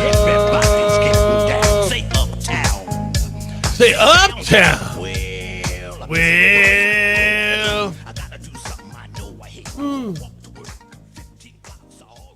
What up? Merry Friday to you. It's funny how we start kind of high pitched and it goes lower and lower as the seconds go on. Oh, it sounds painful by the end. Oh, yes. Oh. All right. What do you know about the Jonathan Taylor stuff? You got people in Indy whispering in your ear. You know anything about the trade? Because I think it's going to come down to who is he going to be able to negotiate a deal with, and then they're going to have to negotiate a deal not only with him but then with the Colts to get him. Yeah, so I got my first text about this it was like 3:30 in the morning. It was crazy. You got people. Yeah. They are wanting so much for him that I just... Who is they? Miami? The Colts. Oh, the Colts. Yeah, they expect to get first-round value out of him. Okay. I mean, I don't see that happening, but that's their expectation at the moment. Well, if that's their expectation, they can hold out. So if they don't, worst case scenario is he sits all year and they lose him in the offseason for nothing? Perhaps. You think dude's sitting out a whole year and just walking away from that money? A dude who's all about the money, right? A dude, this whole thing is about the money, right? Yes. So dude's going to say, yeah, I don't need your $10 million this year? Is that he's not on a franchise tag. If Taylor? If he signs a franchise tag, wouldn't it? No? No. He's not on a franchise tag? No, he's still under contract. He's a second-round rookie. Oh, yeah. Okay, what's he making this year? You're right. I was thinking both. He's at 4.3 this year. Okay. And so this is where, if you're a running back, you are getting shafted because the NFL can get great value out of you by not paying you. But yet Indianapolis is saying, dude, you're worth a first-round pick and a lot of package. We need value for you, but we're not going to pay you that value. Well, so you're sitting there, Jonathan Terry, going, what are we supposed to do, man? What are we supposed to do? And what are they supposed to do? There's nothing. If they're not, if just they eat don't, it, right? How much does he Take want? it. Do you know? How much does Irsay want? No. How much does Taylor want? Like, it's done with them, but if he would have signed with them, like, I can't see him sign a long-term deal there. But if he was to, like, when he went in with Irsay, any idea? Did he want, what do he want, 16? Did he want Saquon money? What did he want? I have heard as high as 20. Well, then he's out, man. Then that's on him. Yeah, and I agree with that. That's ridiculous. But at 15, I think there's a conversation. Sure there is. He's one of the top backs in the league. You know what that is? That's the Pac-12 when ESPN comes and says, we'll give you 30, and they say we want 50. All right, never mind. We're done. Like that chasm's too wide to bridge. That's to me what that is. Barry Jackson of the Miami Herald is reporting that the Dolphins and Colts continue to discuss the trade. Miami evidently has made at least one offer. There is another team that has made a serious offer to acquire Jonathan Taylor. Okay? You can guess all you want. There's a lot of thoughts out there. It's crazy. Because if you're the NFL, you're like, of course this is what we're going to do. But to me, it's not outrageous to say, is Jonathan Taylor worth $20 million? Absolutely. You're going to tell this dude he has to carry the football 330 times. Is he going to have to do that in Miami? He's going to have 40 receptions. He's going to be a focal point of your offense, but then you're like, this is outrageous. We don't pay players like you money. Like, because they can. Yeah. And that's, and I understand. And there's, what are you supposed to do as a running back? Well, this is all you can do is try to cause a little drama, and then people hate you for causing the drama. And if you're Jonathan Taylor, you realize you're not on this first round salary, getting 5 years guaranteed. No, it's 4 as a second round pick. $4 million. He was a second round pick. It's insane. $4 million is $4 million, but it's not 14. And it's not 20. So you think he should get 20? I don't think it's crazy to say that. Now, in this market, you're not getting that. But you're a player that would touch a football. It's the center of the quarterback and him most games, and yet we're supposed to say that he isn't worth that. I think that is crazy, but in the market, he's not getting that money. I get on the surface, you're right. On the surface, you're right. I don't know how the NFL has managed to do this with running backs. No, because there's been a glut of them. Because they get hurt so often, and the next guy's up and performs so well. So how has the NFL gotten there? Haven't they? Who's the last running back in MVP votes? So is that the measuring stick? I think that shows you how different Jonathan Taylor was than everyone else. Okay, there are standouts at everything else. You're right. Jonathan Taylor and Derrick Henry and Christian McCaffrey stand out, but you don't think the trend has been next guy up has performed pretty damn well? Look around the league. Look how many Raheem Mosterts and Jeff Wilsons have done jobs. They couldn't even average 100 yards rushing in Miami last year with those guys. But do they need to, is my point. If they want to win in the postseason, absolutely. The other side of the argument is go to the Super Bowl winners and find the leading rushers. They're not there, right? How have they gotten here? That's how they've gotten here. Ruben, good morning. You're on the Sports Animal. Hi, Ruben. Hey, good morning, Jeff and gentlemen. I just read a report earlier this morning from a reliable source. I guess the guy said that the Miami Dolphins are going to Indy to be present when they're doing a physical on Jonathan Taylor. So it looks like Miami is the team. Yeah, no, thanks, they want him. Yeah, thanks, Ruben. They want him. They've got to figure out, the compensation. And then I'm going to guess if Miami's going up there, then they have gotten close to, if not agreed on terms with Jonathan Taylor's agent, right? And that is the team to do it. I think that's right. The model. You still have a quarterback on his rookie contract. Stack talent around him. Stack it. There's a reason the 49ers still went out there and got Christian McCaffrey, even though, the dude's making $60 million per year. That's crazy. Talent matters when you don't have that dude at quarterback they think is going to be able to cover up all those holes. All right, when we come back, Channel 7 and Target 7, our TV partners, have run a really significant investigation, and they've looked into concussion protocol, safety for high school football players. They ran a very moving half-hour special last night on the young man who passed away on a New Mexico football field. TJ Wilhelm is the producer of that, and we're going to talk with him next because they found really interesting stuff about compliance, the percentage of coaches who are compliant with what needs to be done. What exactly is the process? What do they need to be compliant with? And we're going to get into this. It's eye-opening stuff, and whether or not you have a child who plays high school sports, I think you know someone. This is really important and big stuff, and I'm excited to talk to TJ, and I know you guys are as well. So that's coming up next on 95.9 FM and AM 610, the Sports Animal, your home for Monday night, Thursday night, and Sunday night football. But as we gear up for Labor Day next weekend, remember that just as hard work pays off, it also pays off to maintain your vehicle in pristine condition. Your car deserves the best. The best is thankfully available for you. My friends at On the Spot Automotive Detailing offer the best. Top-notch treatments that safeguard your ride against the harsh weather. Full detailing, window tinting, paint protection, they got it all. Conveniently available wherever and whenever you need it and want it. Plus, On the Spot Automotive Detailing offers 10% if you combine a detail cleaning with tinting. Now, what is it? Detailing. Inside, outside, under the hood, everywhere. This is like what the car dealers do. This is what. Remember when you took it off the lot? That's what it feels like when you get it back from On the Spot. And they come to you at your place, at your office, at your home, wherever and whenever it's convenient for you. Learn more, and you can schedule online. Visit On the Spot Automotive Detailing at otsdetailing.com. That's otsdetailing.com. This report brought to you by Quality by DiLorenzo, Lomas, and We would like to thank the following sponsors for making this broadcast possible. We fight the battles no one hears about. We drop into the middle of firefights to rescue others. And act as one-man air traffic control towers. We're the ones who go before all others.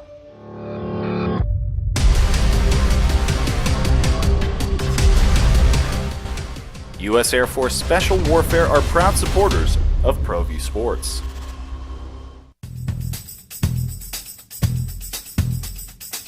International Protective Services is a proud supporter of ProView Sports and New Mexico Youth Athletics.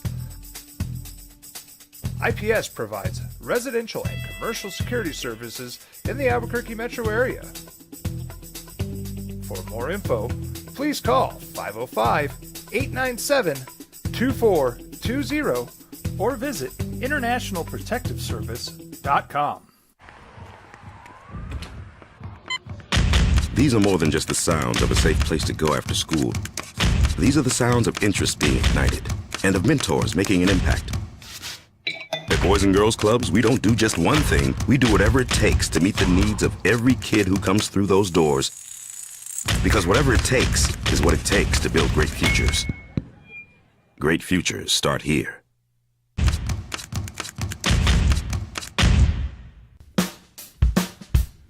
Well, I'm going to the frontier, walk up to the cashier, order up a root beer and a number one. Cover it with green stuff, one scoop is not enough. Find a booth is real tough, back by the Duke. Meet my family, meet my friends in the quirkiest restaurant I have ever been. All of Albuquerque's favorite spot, it's the Frontier Restaurant. The Frontier Restaurant is a proud supporter of ProView Networks. Sometimes it's the small things that make life easier, like never worrying about being declined at an ATM when only cash will do. With You're Covered from US Eagle, we'll cover you, even if the money's not there. That's a good feeling. And we do it with no extra fees or penalties.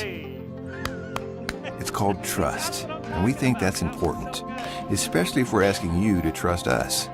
At US Eagle, that's just part of what it means when we say people mean more. Don't sacrifice quality and flavor when you're in a hurry. Golden Pride offers ribs, fried chicken, red and green chili breakfast burritos, and Frontier sweet rolls. 4 great locations, or visit us online at goldenprideabq.com. Golden Pride barbecue chicken and ribs are proud supporters of ProView Sports.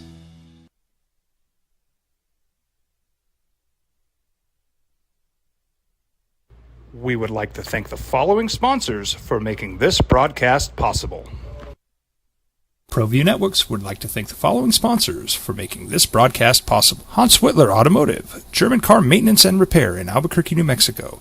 Call 505-294-7684 or visit hanswhitlerauto.com.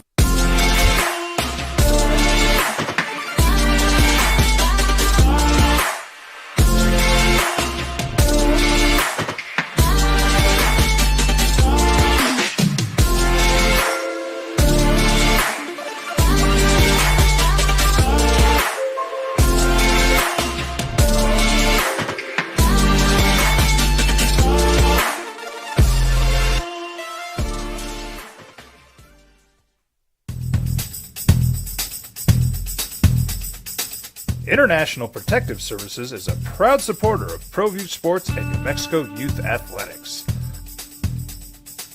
IPS provides residential and commercial security services in the Albuquerque metro area. For more info, please call 505-897-2420 or visit internationalprotectiveservice.com.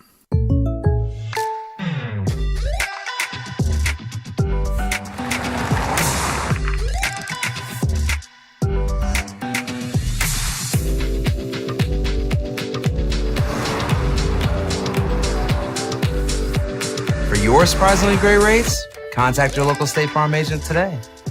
If you want the real deal, call State Farm agent Marty Size in Albuquerque today. Like a good neighbor, State Farm is there.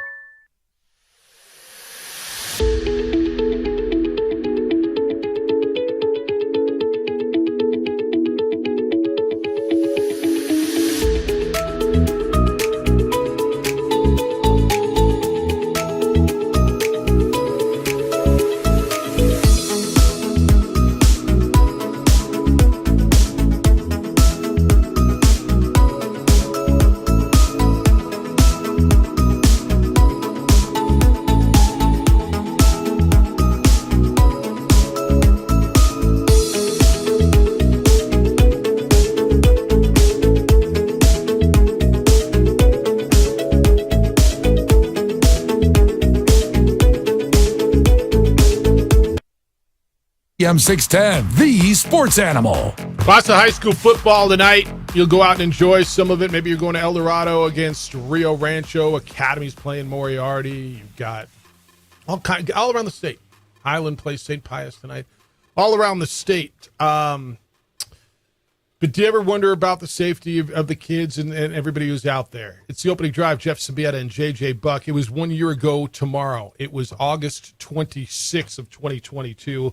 A young man named Abe Romero, who played for Oregon Mountain High School in Las Cruces in a game against Deming, was involved in a play, was a captain, and was involved in a play that looks relatively innocuous, looked like most other high school football plays do. But Abe, after the next play, walked backwards, he dropped, and Abe Romero passed away. And Channel 7 has done a really, really nice job. Target 7 investigation is looking into the dangers of concussions in high school sports.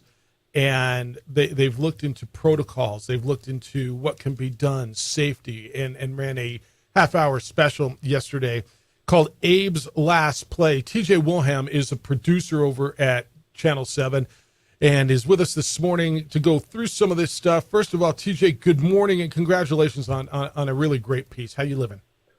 I'm doing good. Thank you, JJ, so much. No, it was I appreciate that, and it was hard to do, but it had to be done. Well, it's a story that needs to be told, and I think one of the biggest things that you found was protocols are in place, but not always followed through. Is that correct?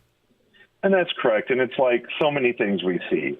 You know, our state passes good laws, and national experts say our concussion laws are very solid. We are one of 10 states that requires coaches to take concussion training. At the end of the day, with like so many of our laws, there's no one there to enforce them. And that's what our investigation found out. What you saw last night is that we have 31% of coaches, varsity football coaches in this state, out of 500 varsity football coaches, 31% have not taken the required concussion training by law. And TJ, did you find that those were at schools? When you say 500 coaches, obviously that means not just the head coaches, that's assistant coaches as well. Was at least each school represented? Did somebody from each school, were you able to break the data down that much? That at least somebody from each school had taken it, or was 31% of the schools not taking them? No, it was overall across the board. We found schools that 100% of the coaches had not taken the test. Yeah. We found schools where all but one had taken it, and we found some schools that every single person had taken it. They were on the ball. Was it hard to access? Is it easily accessible? I mean, everybody's busy, but like everybody who works for a corporation, I'm sure at Hearst you got to take online training, whatever we all do. You got to make time for it. Is it easily accessible and well communicated that it's there and required? Oh yeah, everybody knows that the NMAA has sent out emails. We have copies of those emails. It's on their site. When you go through what's required to be a coach, we actually interviewed a coach who knew they had to take it and acknowledge that they didn't, right? So in terms of it being accessible, JJ, it takes 40 minutes. And you go through what's called the National Federation of High Schools Learning Center, and you take 40 minutes to do it. And you're supposed to do this every year, right? But for some reason, we had 31% of coaches who did not take it. And now after we started doing our work months ago, you know, and the word was out, you know, because we were approaching NMAA, we were approaching school districts. All of a sudden, now we start to see coaches take the test. TJ Wilhelm is a producer over at Channel 7 KOAT. He's with us on The Sports Animal. Now, TJ, what Jeff was asking you about the access and the information that is out there about the training, did you get the sense that coaches were just overlooking this? Was this just somehow a vibe of, that's just overblown stuff? Get up, rub some dirt on it, because it feels like the way we talk about concussions in sports, it's such a high level. And why is it that there were so many high school coaches that just didn't feel serious about it? You know, some of the coaches we talked to, JJ, had said that it's the same thing every year. And that's part of the thing that we exposed last night as well, is that the coaches are not satisfied with the training. And part of them were like, oh, it's the same thing every year. I just got to watch the exact same videos, take the exact same test. And I think that was part of the problem as to why coaches were not taking it. But what we found were many more issues involved too. And we saw that players are hiding their concussions because they know that by law they're going to sit out for 10 days. There's equipment like, the Guardian helmet that are being deployed in some schools, not in others.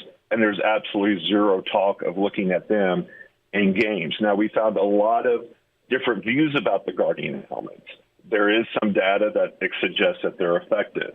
And then there are some concerns that people feel that the Guardian helmets is only going to try to persuade players to hit more with their heads, right?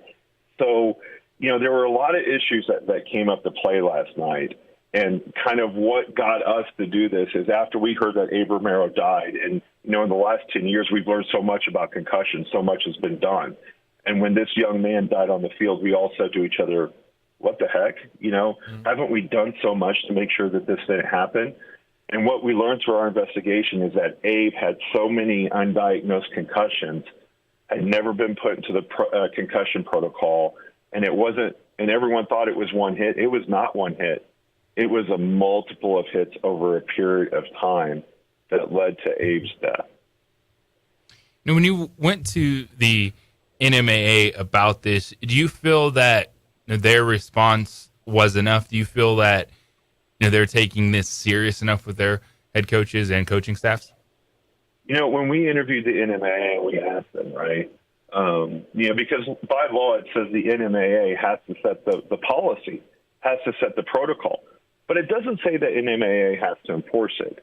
And so when we asked the NMAA, their response to us was, well, that's up to the schools to enforce it. And the schools are doing a good job at enforcing it. And then when we talked to the senator who actually wrote the law, one of the senators who wrote the law that got us to where we're at, we asked him the same question, and he said that he felt that NMAA needed to take more of a responsibility. And then we asked, well, should coaches be punished for not taking it? And the response was, well, only if they're not taking it intentionally. What does that mean? So, yeah, and that's what we said. Well, if they know that they didn't intentionally, they knew about it and they just blew it off, basically, which was what JJ's question was, right, Jeff? Yeah. That maybe then there should be some punishment. But there's no punishment in law. Yeah. You read the law, there's no one to enforce it, and there's no consequences. Is the law relatively new, TJ? Like, are they still trying to figure this out? Is this relatively new? The law was passed in 2016 and 2017. Okay, right? so we've had 7, 8, 9 years, 6, 7 years to figure it out. Yeah, TJ Wilhelm's with us from Channel 7, and you've got an opportunity to go to KOAT.com and watch this special. I do want to, on the NMA's behalf, and I saw what Sally had to say, and I don't know if they're staffed or set up to enforce it. I do know this, that they're taking it seriously, and it's up to individuals. It's like anything else, right? Individuals have got to take it upon themselves to learn to get educated. My daughter runs cross country.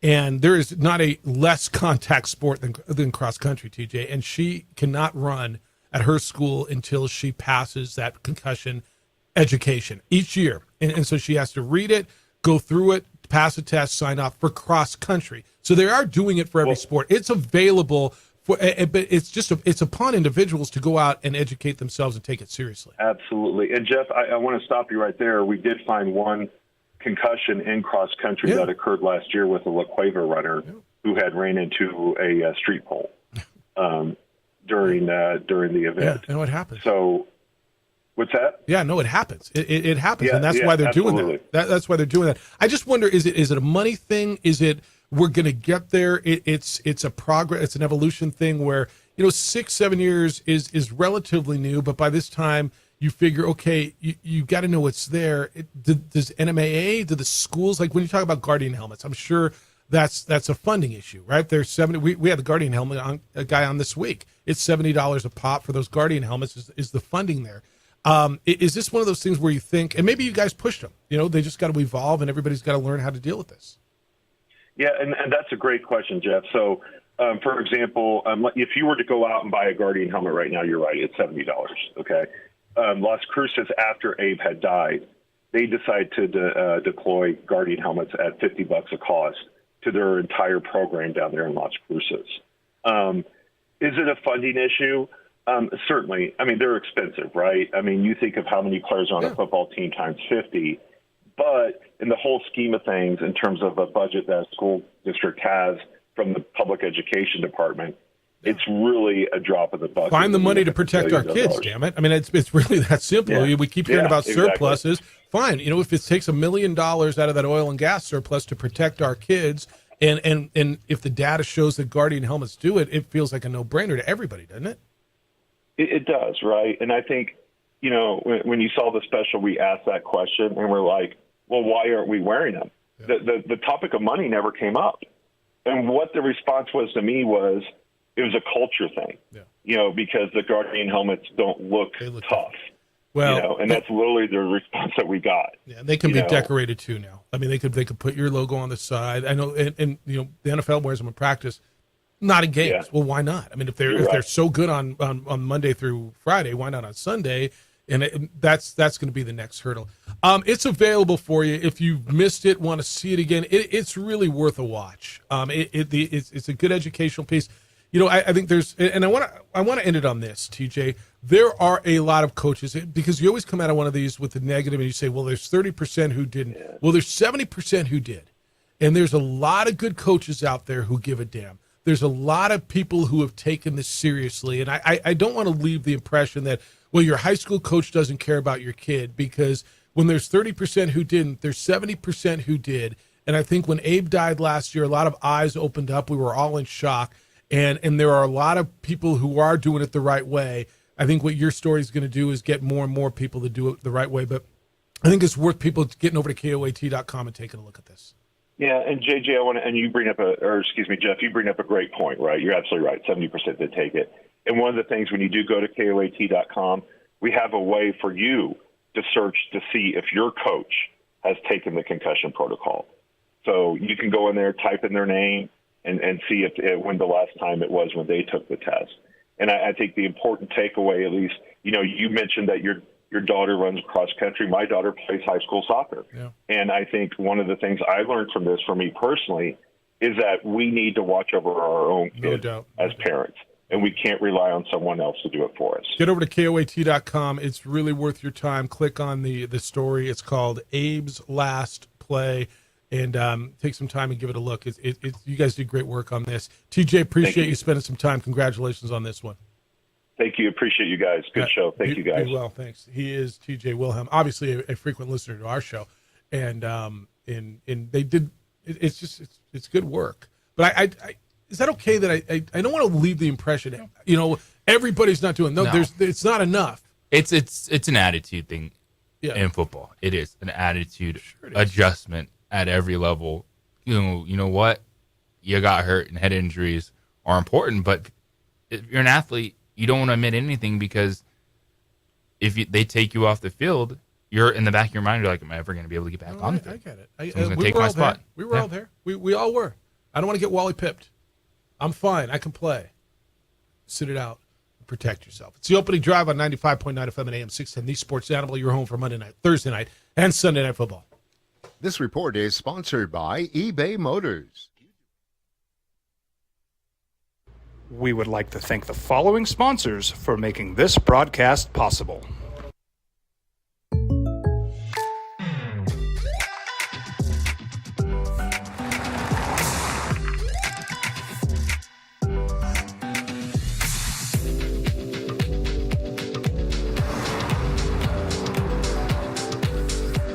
For your surprisingly great rates, contact your local State Farm agent today.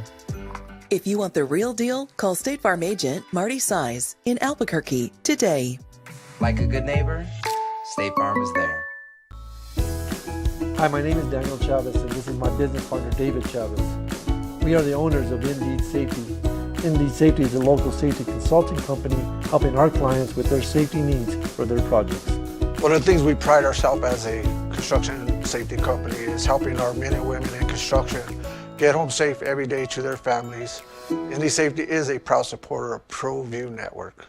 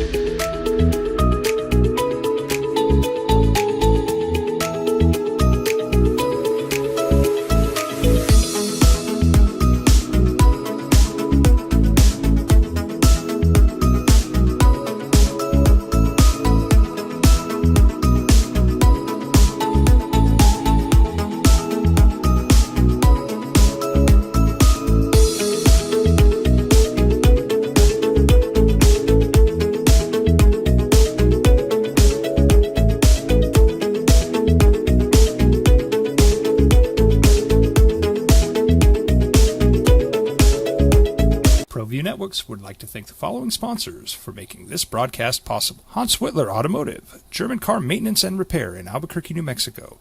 Call 505-294-7684 or visit hanswhitlerauto.com.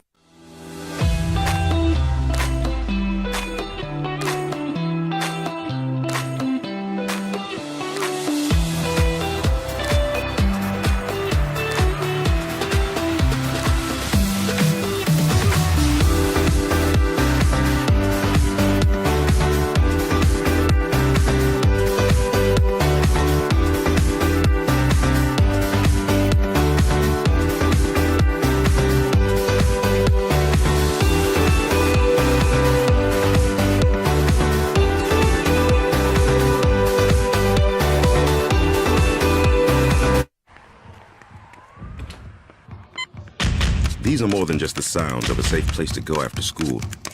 These are the sounds of interest being ignited and of mentors making an impact. At Boys and Girls Clubs, we don't do just one thing. We do whatever it takes to meet the needs of every kid who comes through those doors. Because whatever it takes is what it takes to build great futures. Great futures start here. As a mom, I try to make the best choices for my family and our health. That's why I choose Western Sky Community Care. It's a Medicaid plan with quality health coverage and special benefits like Boys and Girls Club membership credit, additional dental benefits, and wellness and support programs. I decide which Medicaid plan is right for us. I choose Western Sky Community Care. Learn more about Western Sky Community Care by visiting discoverwesternsky.com today. We would like to thank the following sponsors for making this broadcast possible. Evergard Roofing and Solar. For nearly 20 years, Evergard Roofing and Solar has been working with New Mexicans to enhance their homes and businesses. For all your roofing and solar needs in New Mexico, call 505-821-9543. For 50 years, Clark's Pet Emporium has been your pet's favorite stop. I am Michael Azera, midfielder for New Mexico United. Clark's support for the United is an example of their commitment to local partnerships. Clark's understands that paying it forward develops a better team and ultimately better community partner. When you need pet food and supplies, Clark's is always the best shot. Locally owned and operated with 2 convenient locations. Go United! ClarksPets.com. Here at Clark's Pets, we understand your pets. We take meticulous time to find out more about them. Dig deep into their world to understand their needs. We do research for knowledge of each pet, so you can trust Clark's Pets to provide you the best products and service for your pets, because we work hard to understand all of their needs. Clark's Pet Emporium, your pet's second best friend.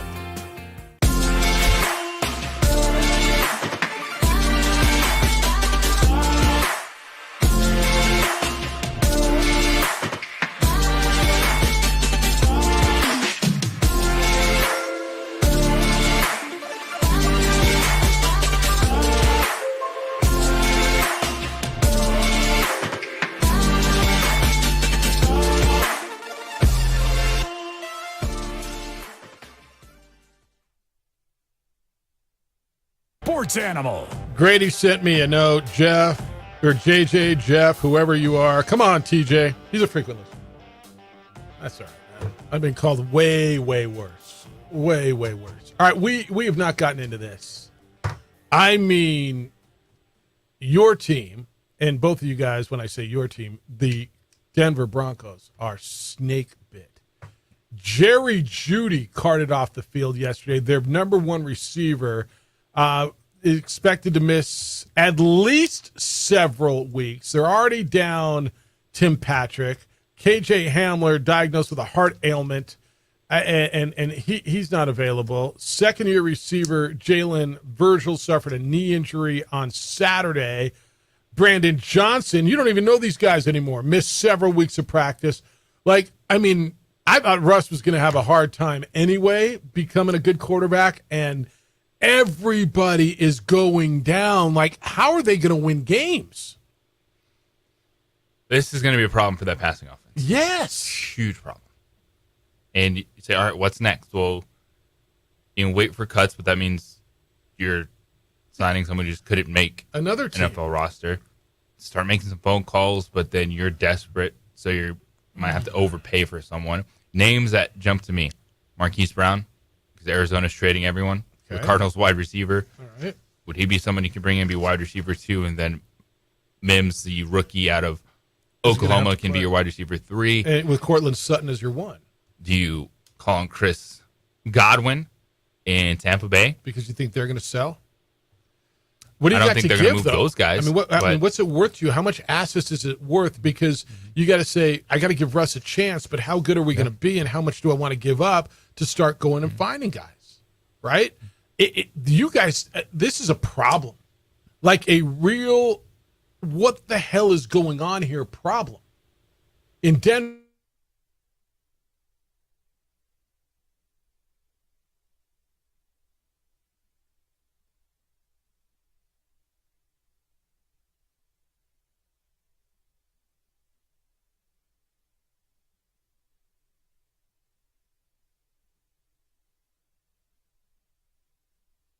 We would like to thank the following sponsors for making this broadcast possible. As a mom, I try to make the best choices for my family and our health. That's why I choose Western Sky Community Care. It's a Medicaid plan with quality health coverage and special benefits like Boys and Girls Club membership credit, additional dental benefits, and wellness and support programs. I decide which Medicaid plan is right for us. I choose Western Sky Community Care. Learn more about Western Sky Community Care by visiting discoverwesternsky.com today.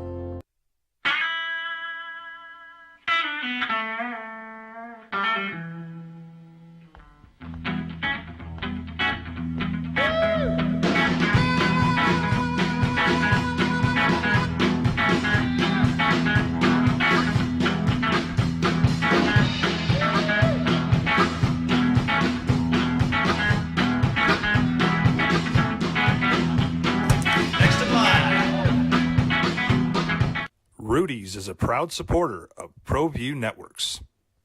Don't sacrifice quality and flavor when you're in a hurry. Golden Pride offers ribs, fried chicken, red and green chili breakfast burritos, and Frontier sweet rolls. 4 great locations, or visit us online at goldenprideabq.com.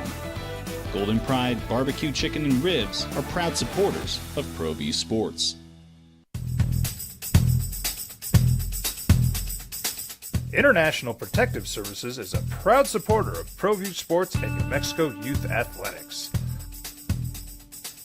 IPS provides residential and commercial security services in the Albuquerque metro area. For more info, please call 505-897-2420 or visit internationalprotectiveservice.com. We fight the battles no one hears about. We drop into the middle of firefights to rescue others. And act as one-man air traffic control towers. We're the ones who go before all others.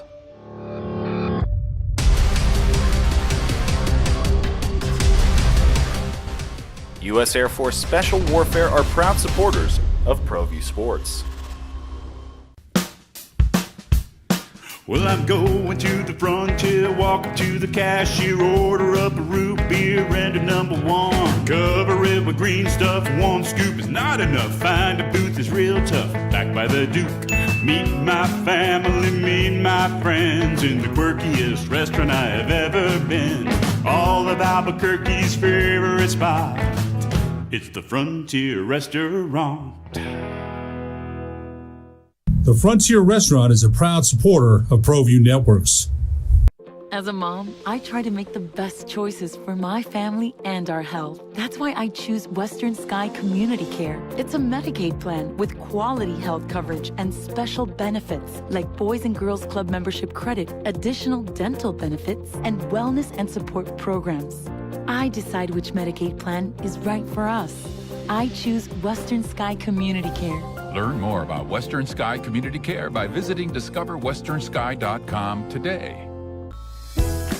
Hi, my name is Daniel Chavez, and this is my business partner, David Chavez. We are the owners of Indeed Safety. Indeed Safety is a local safety consulting company helping our clients with their safety needs for their projects. One of the things we pride ourselves as a construction safety company is helping our men and women in construction get home safe every day to their families. Indeed Safety is a proud supporter of ProView Network.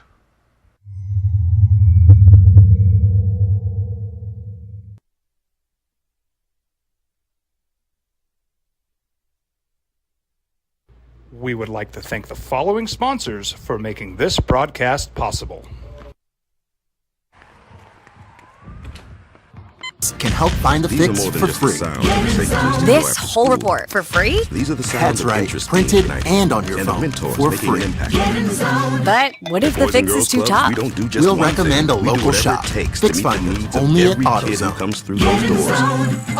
Because whatever it takes, restrictions apply. is what it takes to build great futures. K240BL Albuquerque is 95.9 FM, AM 610 KNML Albuquerque. The sports animal, proud to be a Cumulus media For 50 station. years, Clark's Pet Emporium has been your pet's favorite stop. I am Michael Azera. Now, voted the best sports show in New Mexico for 5 years running. It's the OD in the AM with 3-time New Mexico Sportscaster of the Year, Jeff Symbieta and JJ Bob. Well, it's one of the biggest weekends of the year on the PGA Tour. It is the Tour Championship. They're playing it at East Lake Golf Club in Atlanta. This is the one where, if you looked at the scores yesterday, like, what the hell's going on? So it's where they take by standings, and you already start 10 under par, or 8 under par, or 4 under par. Because I looked up on Thursday afternoon at lunch, I'm like, how are dudes 10 under? Oh, yeah. Scotty Scheffler is 1 stroke back. So here's your leaders. Colin Morikawa shot a 61. A 61. He is so he shot 9 under. And he's tied at 10 under par with Victor Hovland, who's also 10 under. Victor Hovland shot a 61 last Sunday. And Keegan Bradley. Scotty Scheffler's one back at -9. The winner of the Tour Championship gets $18 million. $18 million. It's the FedEx Cup that they do all year, all the points. It's this weekend. It comes down to this, and it wraps up the PGA season. Ben Gasparich is the head golf professional out at the Sandia Golf Club. This segment is brought to you by the Sandia Golf Club. Nick Nee is in a big, when you're Nick Nee status, you got big meetings all the time. So Ben is pinch hitting for Nick today. Hello, Ben. How you living? Doing good, guys. How you guys doing today? All right, the boss is in a big meeting. Couldn't miss it, right? I mean, when you're that important. Like you said, when you're Nick Nee, you got people in high places. You got to get called. You got to go where you're told. You got to make things happen. All right, Exactly. I know you're watching the Tour Championship. This is fascinating. First of all, what the hell's going on, dude? I saw Victor Hovland go 61 to win last week, and the Morikawa today 61. Don't tell me the golf courses are too easy, because I know they're trying to make them hard. 61s aren't supposed to happen all the time. No, they're really not. I mean, these guys, it just shows kind of how good they actually are.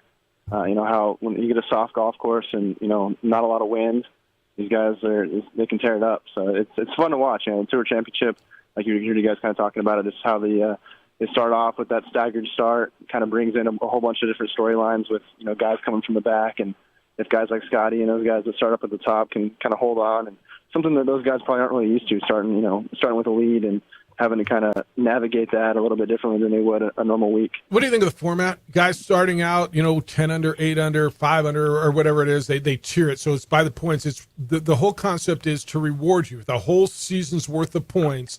So the guy who's got the most points in his first place starts, I believe, 10 under. Do you like starting it like this?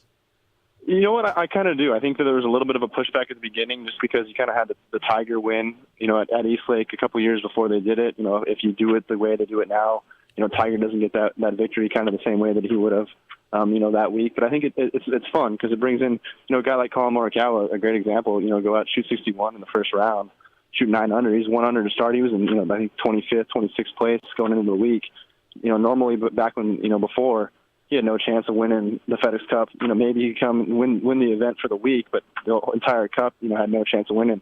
So now all of a sudden he finds himself, tied for the lead going into the second round. So I think it brings in kind of the whole entire field and doesn't necessarily punish those guys that maybe just snuck in, still gives them a chance to win the whole thing, which some people might say, might not be fair. Scotty had such a great season. He should kind of have a little bit more of an edge, but I think that it makes it more exciting for the tournament when you have all 30 guys having a chance to take home the trophy at the end of the week. Hence the concept. He's Ben Gasperich, the head golf professional at the San Diego Golf Club, with us on the Sports Animal. Well, Ben, you talk about the different set of challenges, and I think it goes back to just the mental aspect of this game, the game of golf, where Scotty Scheffler starts in the lead, but he struggled and he didn't have a good day, and so it's a different pressure as opposed to trying to run someone down or hold it on Sunday versus starting the tournament with the lead.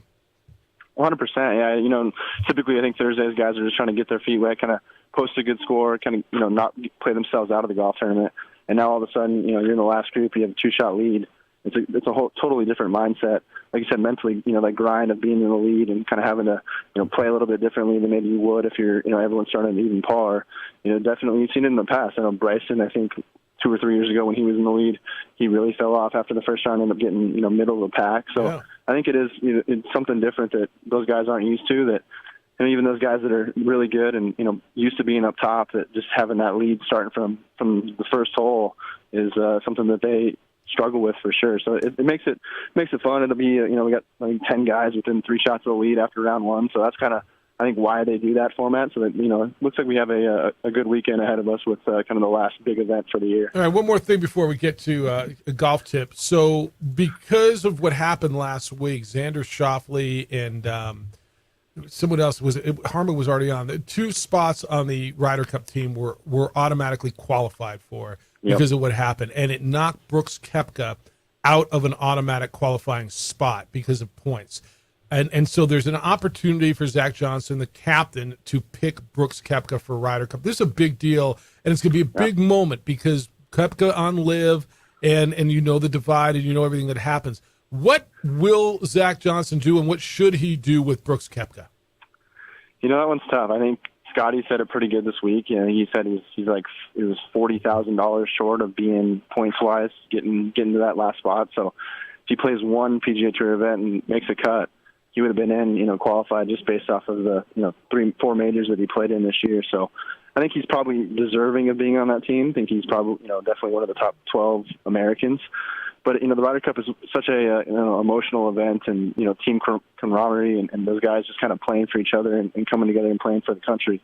I think it is a big deal. So I think that if he feels like it's going to cause too much drama off the course and too many questions in the media center, I think it's something that you might take somebody who's maybe not playing quite as good, like a Justin Thomas or Ricky Fowler, somebody that all the guys are going to be behind.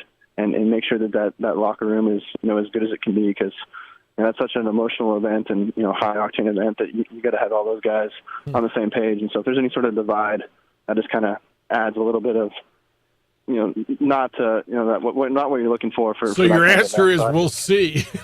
Yeah, exactly. See kind of all the above. I wouldn't be shocked if they take him just because of how well he did play. Yeah. But I truly deep dive. The kind of what I've heard from Zach and what they're kind of talking about.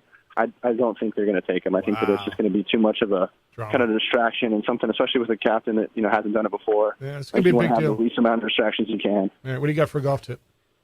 Really been working on a lot recently, balance and tempo. Kind of something that's really key with your swing.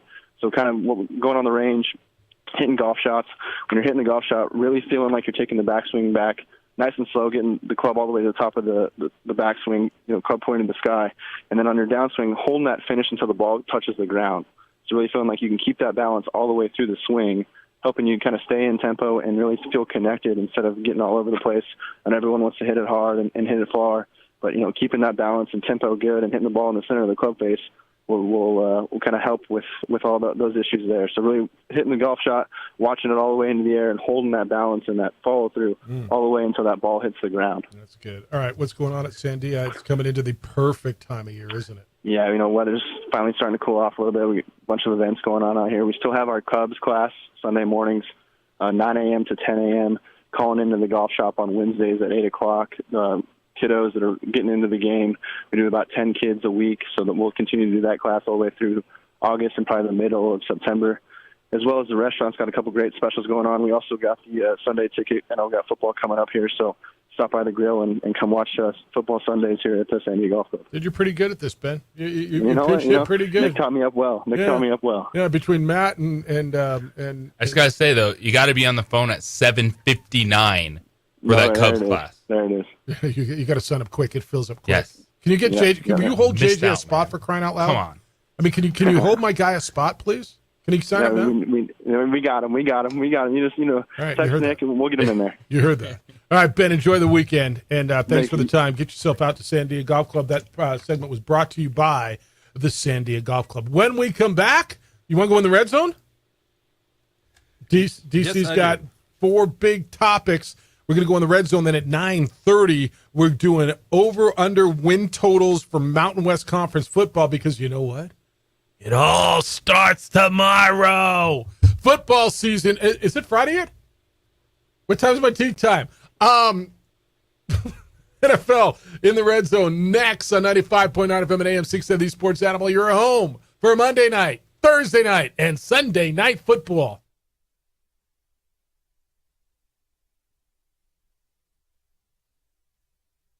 We would like to thank the following sponsors for making this broadcast possible.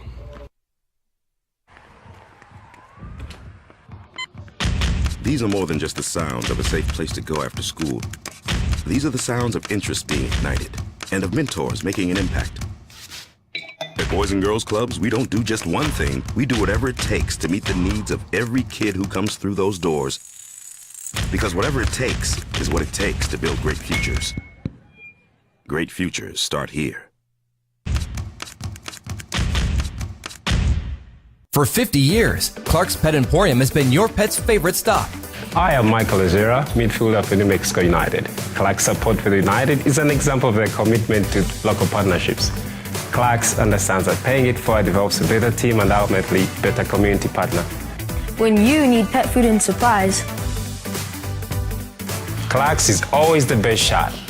Locally owned and operated with 2 convenient locations. Go United! ClarksPets.com. Here at Clark's Pets, we understand your pets. We take meticulous time to find out more about them. Dig deep into their world to understand their needs. We do research for knowledge of each pet, so you can trust Clark's Pets to provide you the best products and service for your pets, because we work hard to understand all of their needs. Clark's Pet Emporium, your pet's second best friend.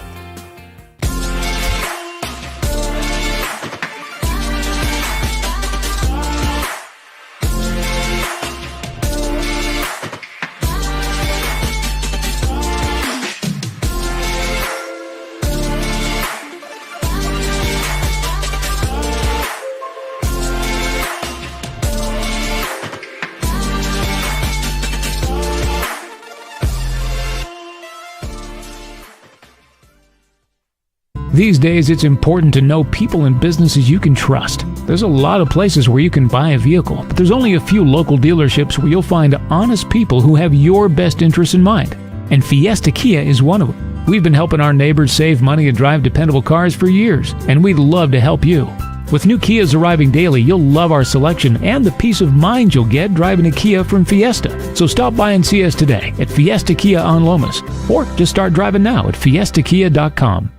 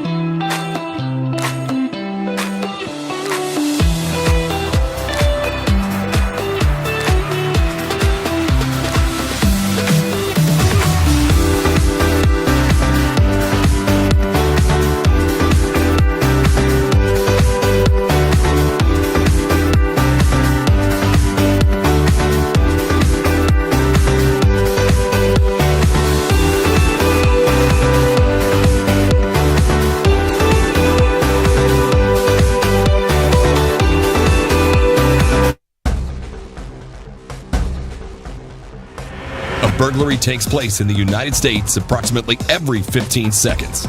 International Protective Service is your answer for commercial and residential security in all of Albuquerque. IPS will work with your monitoring company for fast, reliable response times. You can rest easy knowing you, your family, or your company is watched over by International Protective Service. Call International Protective Service today.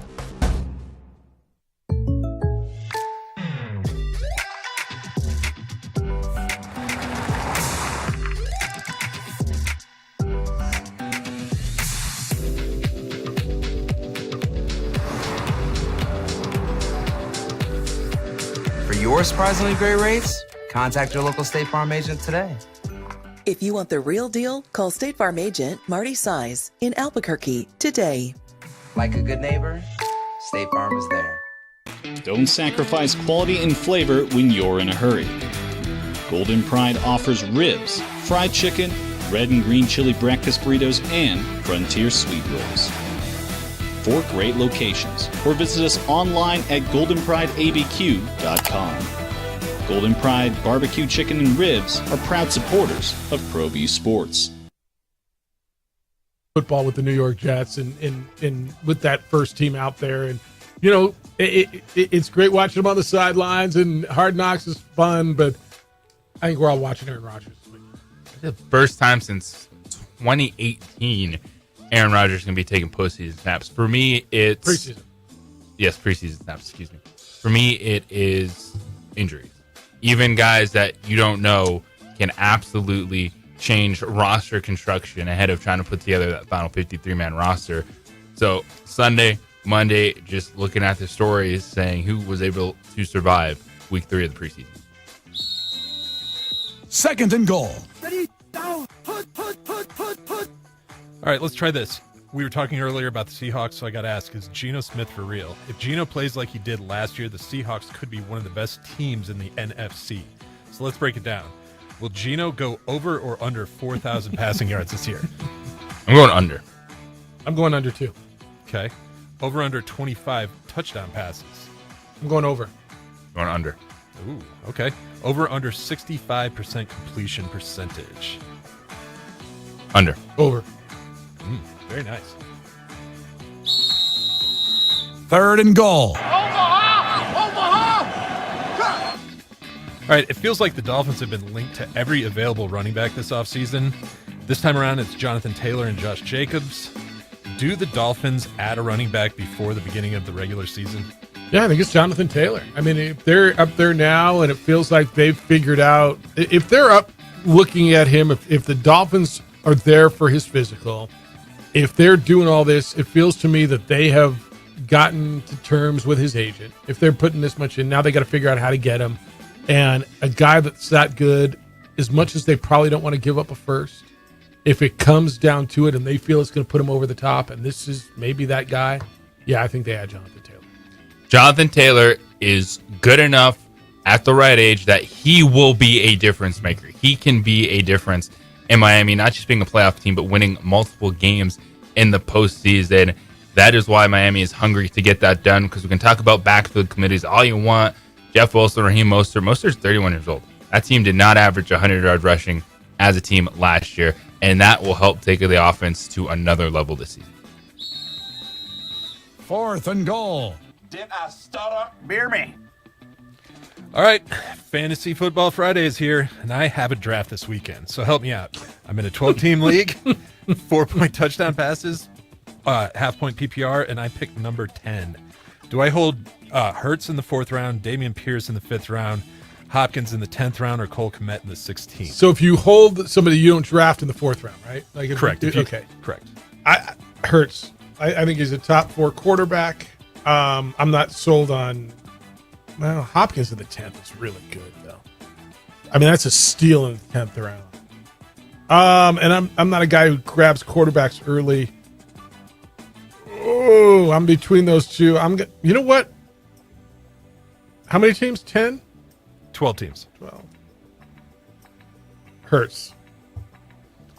Hurts is the best player, but if you trust yourself, you go D. Hopkins in the 10th. That's so hard one for to give yourself the option to crush the first 4 rounds because you're getting down to still options.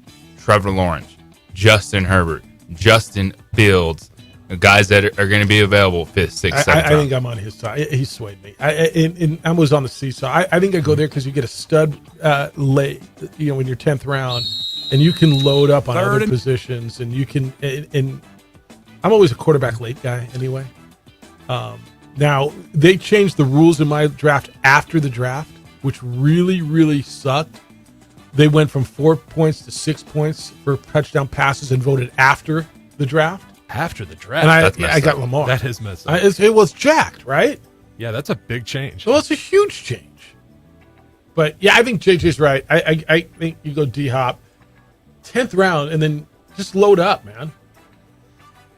You know what? I've been battling with this one for months now. So, it seems like every day I go back. You go the other way. Yeah, it's a tough one. It is a very tough one. Yeah, that's your red zone for today, and we'll go into the weekend. You can get in now at 505-246-0610. That's the Sports Animal phone line and the Sports Animal text line. We're on television, Comcast Channel 26, if you got that available for you. If not, it's on our Facebook page, the OD and the AM. I know many of you watch it there. Adrian's producing on ProView Networks. It's on their YouTube channel, ProView Networks. And JJ's Twitter handle is @_JJ Buck. On the text line, it says, my team is the Denver Broncos. Too many key players on the team with injuries doesn't look promising for Russell Wilson. They are in dire straits. It's John in the 505. Good show today, Jeff. You rock. So does JJ. Or maybe he thinks you're Jeff and I'm JJ. And you're JJ. All right. Who am I today? First time in the history of this show that has ever happened. It's usually, hey, Jeff and what's his face that's been on the radio for 12 years. I'm okay that TJ called me JJ. I've been called way worse. Believe me, I've been called way worse than that. All right. All right, I'm done with this one. Did we get a Terry McLaurin update?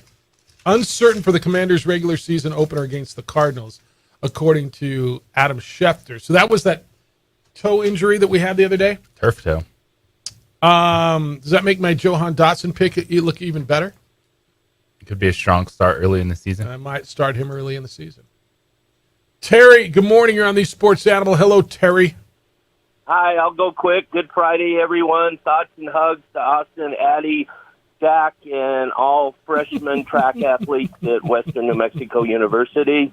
The concussion protocol, I think even it should start at the youth level. My son didn't play until middle school. Them running around bobblehead. Soccer, when they try to promote that headgear, I just don't think we take it seriously enough and all that. Back to Seahawks, they actually ran the ball on first down. Belichick called their bluff by not calling timeout, and that led to everything going crazy into that game. Shanahan, I think he gets to pass him for not running the ball against the Patriots and for the Falcons. Had a lot of chances, put that game away.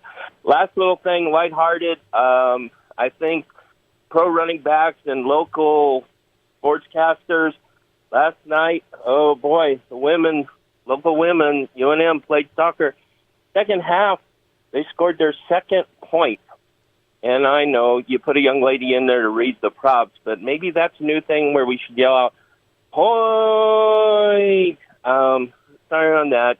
She's trying, but good for the women Lobos. You guys have a great weekend. Be safe. Love the show. See you, Terry. Bye-bye. I'm not sure what he was talking about. Do you?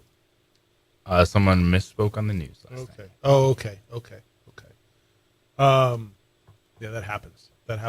You got winner last night, huh? Lobo women were winners last night? 2-1 victory, a lot of chances, a lot of fun. Good night out there on the pitch. All right, JJ, of course, is the voice of Lobo women's basketball. All right, we got to hit this, and then coming up next, Stigler's going to join us. We're doing our over-under picks from Out West Conference win totals. Giannis Antetokounmpo. There's this misconception, I believe, that Giannis was just going to stay in Milwaukee. He loves Milwaukee. He's happy there. They won a championship. Giannis said yesterday that he does not plan to sign a contract extension when he becomes eligible next month, and he will not sign one with Milwaukee until he is comfortable knowing that they will continue to compete for a championship. He was talking to the New York Times. And he said that numbers-wise, it doesn't make sense. That the organization still has something to prove before he potentially signs a long-term deal. Quote, next summer, it would make more sense for both parties. Even then, I don't know. I would not be the best version of myself if I don't know that everyone's on the same page and everyone's going for a championship. Everybody's going to sacrifice time away from their family like I do, and if I don't feel that, I'm not signing, end quote. So he's in the third year of, he's only making $228 million over 5 years. I mean, 5 years, $228 million. And now he's up to really get paid. They can offer him a 3-year, $173 million extension. This is really significant because you can make an absolute argument he's the best player in the NBA. Yes, you can. Okay? I mean, the best player in the world could be this guy. He's in Milwaukee, and every time it comes up, oh, he's going to New York. He's going to New York. Like everybody wants to go to New York because everybody wants that mass. This could swing the power wherever he decides to go. Hey, it could time out right when, LeBron's done playing and he goes to the Lakers, which would totally make sense. This is significant yesterday. It is because he is the commitment. If he is committed to Milwaukee, then that franchise can commit to winning championships. Right. So this one was an odd thing to hear from Giannis. It felt like he was laying the groundwork for it's not me, it's them. And all Milwaukee has done, by the way, is win an NBA championship and invest in Drew Holiday and Chris Middleton and paying Brook Lopez. They have done nothing to show that they are not invested in winning with Giannis. Yeah. They're going to have interesting conversations. It'll be deep conversations. And Buck fan, whoever you are, you just got really, really nervous. All right, when we come back, interesting win totals. Vegas is really, first of all, there's not a lot of high ones, like super high like there have been in the past. But win totals, 8.5, 3.5, 4.5. How many games will your teams win in the Mountain West as we go through this? It's always a fun segment we do every single year. The American Stigalo is going to join us. We're going through Mountain West and New Mexico State win totals as the season starts tomorrow. That's next on the opening drive on 95.9 FM and AM 610. The Sports Animal, your home for Monday night, Thursday night, and Sunday night football.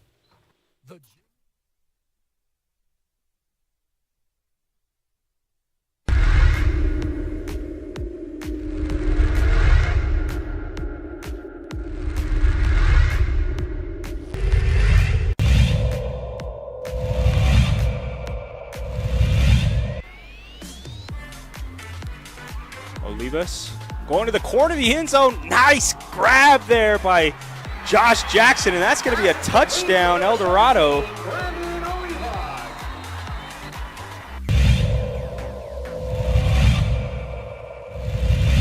Their strong point, their focal point, and their Nelson will keep it himself for some room on the right side. Nelson's on his feet, and he is in. It's a touchdown for Noah Nelson.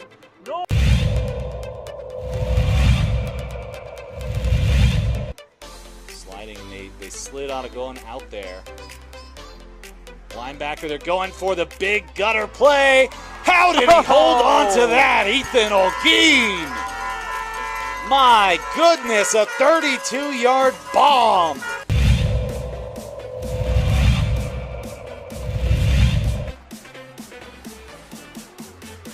He's going to launch this one long, and it's a little bit short, but what a pull down. Fabian Trujillo. Unbelievable, this man.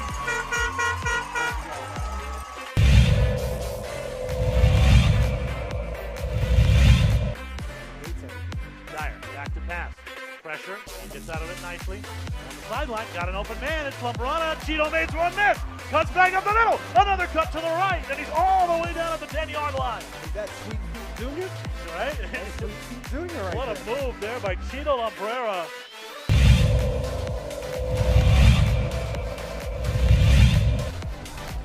Second and 1, give it to Gallus. Once again, he evades one tackle, evades two. Breaking into the open, there's a block, bye-bye. And he breaks the last tackle to get through. Jack Gallus with the touchdown.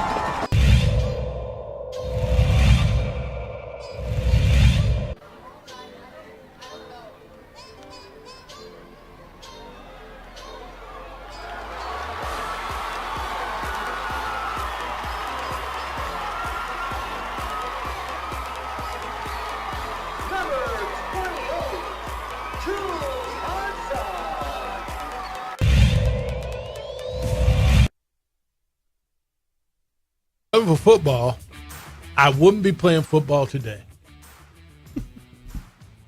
All right, football starts on your TV this weekend. Aggies play at home on ESPN tomorrow night against UMass. You'll open up your morning with Notre Dame at Navy. If you have the Pac-12 network, you get USC and San Jose State. San Diego State and Ohio on FS1 tomorrow night, I believe. I got football. All right, you ready to do over-unders? We do this every year, and I just look back on it. JJ won last year. He hit 6 out of the 13. A-Marie and I both hit 3 out of 13. That's how hard this was. I just found last year's sheet. I hit 3 out of 13 last year. A-Marie hit 3 out of 13. JJ won at 6 out of 13. The American Stigalo joins us as well. Hello, Stigma. Thanks for inviting me, JJ. You're welcome. See what he did there? That's really funny. Frequent listener of the show. How are you? You good? Yeah, I'm doing all right. You got it all figured out? You've gone through the statistics? You invited me to do this like an hour ago, so I had to do a cram session. So you looked at all the statistics? And absolutely. All right, the statistics. all right, let's go. We're going to go alphabetically, and we'll somebody else. I'll just go how the order is on my sheet. Air Force is 8.5. They were, I believe, a 10-win team last year. 8.5. JJ, you're up first. You're going over under 8.5 wins on Air Force. Over. DC? Over. Stigma? Yeah, they got Robert Morris and Sam Houston on their schedule, so I'm going over also. I'm over too. I got them at 9 as a 9-win team. This one's interesting. Boise State. Everybody loves Boise State. They got an interesting schedule. They open up, I know they got Central Florida. Who they open up with? Washington. They got Washington on the road. They got Central Florida going up to Boise. Really interesting schedule. Stigma, you go first on Boise. No, DC, you go up first on Boise State. I am taking the under on Boise State. Scott? Yeah, Washington, Central Florida, you mentioned it. They got to go to San Diego State. They got to go to Fresno State, and they got to go to Memphis. Look at all that, what you did in an hour. Under. Look what you did in an hour. I got under, too. I got them at 7-5. So is that 3 unders? That's 3 unders. We're like for the team that was 8-0 in Mountain West play last year? That's right. Nobody's dissented yet. With a quarterback that's going to be better this season, over. All right. Easy for you. You're going to win this whole thing. Colorado State, Jay Norvell in his second year, they weren't good last year. They struggled at home. But they almost beat almost won a lot of games, but almost doesn't really matter. They open up. They've got Washington State and Colorado to open up. Then they get Middle Tennessee, who don't sleep on Middle. The number's 4.5. Stig, what do you got? I'm going under. They only won 3 games last year, so right. I don't think they're going to improve by 2. I got them at this one was really hard for me because I got them right at 4, but I got them at 4, and that's under the 4.5. So I go under 2. JJ? Under. I love Jay Norvell, but not enough to take the over. DC? See, I love Jay Norvell too, and I think he's good for 5, so I'm taking the over. All right, 5 might be the number 2. This is they're really good at this. Like they're really good at this. All right, Fresno State is up next. They are people don't even realize this. They are your defending conference champion. The number is 8.5. And Fresno State plays a schedule as well. Every single year they go out and they play people. They don't care. They're going to open up at Purdue, and then they go to Arizona State after that. I was looking at this. I'm like, okay, I think they split it. Every fiber of my being says go over, but I'm going under. I got them at 8 and 4. JJ? Under the 8.5. DC? Yeah, I've got the under as well. Damn, we're all the same. Yeah, I'm under 2. At Purdue, at Arizona State, at San Diego State. San Diego State. I mean, I don't know if they're going to be that good. I know, but they can't bobble anywhere to win 9 games. So I'm going under. All right. The next one is Nevada. 4.5 is their number. They were, what did they win, 4 last year? They also, it was second-year coach. They're trying to figure out who they are. They lost their last game of the year and got the winning coach fired at UNLV. They lost the cannon. They have a schedule as well. They got to play USC and Kansas, who isn't that old Kansas, easy little, never mind Kansas anymore. The number's 4.5, JJ, on Nevada. I am going under on Nevada. When you bring your kicker to media day, you're not really excited about a lot. No, it's a really good point. DC? No, I'm with JJ. I'm taking the under. And it is, you bring your kicker. Come on, man. Yeah, they did bring their kicker to media day. They won 2 last year. Is that all they won? They won 2. Yeah, they're at USC. They're at Fresno. They're at San Diego State. They're at Utah State. Yep. Under.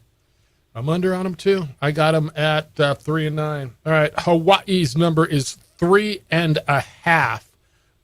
And so here's the deal on Hawaii. Sometimes you go a little bit because they get that extra game. So keep that in mind. But they've got Vanderbilt, Stanford, and Oregon on their roster. They get New Mexico State at home. They get San Diego State at home.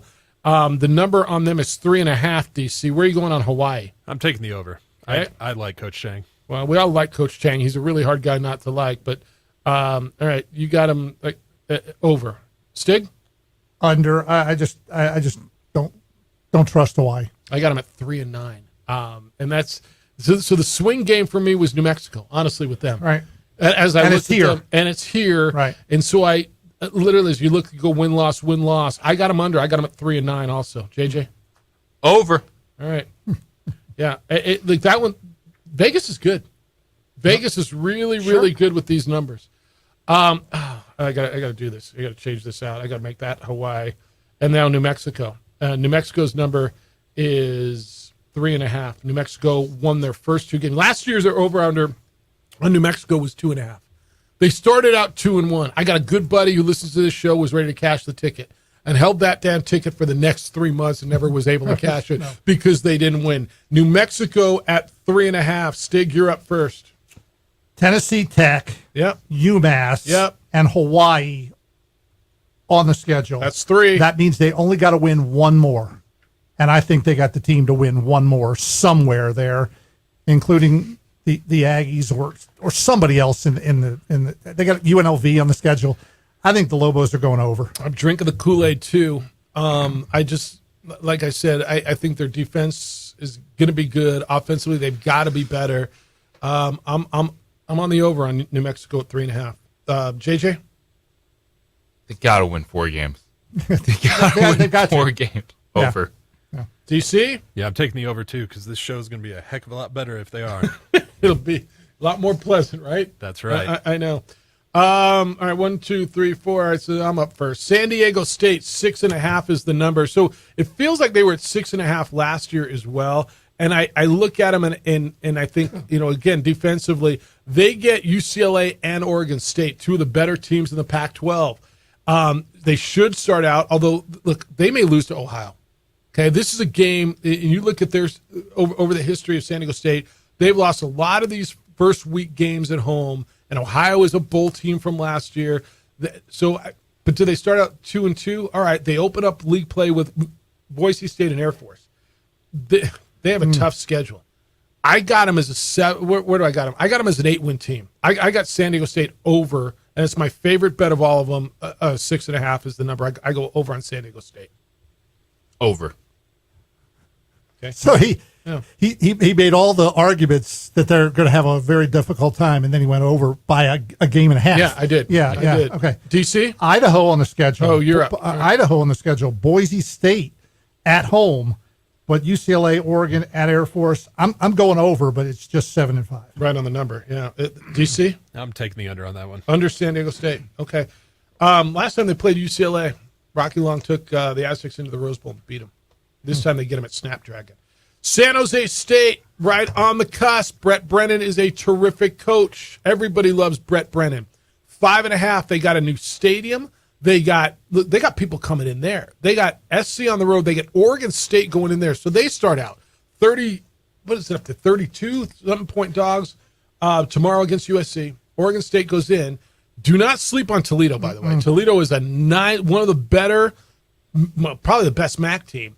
And then they didn't get any breaks in the schedule. They still get San Diego State, Air Force, and Boise State. The number on San Jose State is 5.5, JJ. Under. Because a 5-win team. Yeah, I'm on the under for that one as well. Stigma? I'm going over. If they can win at Toledo, that will put them over. It's a tough place to go. They got the most veteran quarterback in the league, Chevin Cordero. I got him at 5 and 7. I got him under. Yeah, I just picked over just because of Chevin Cordero. Okay, fair enough.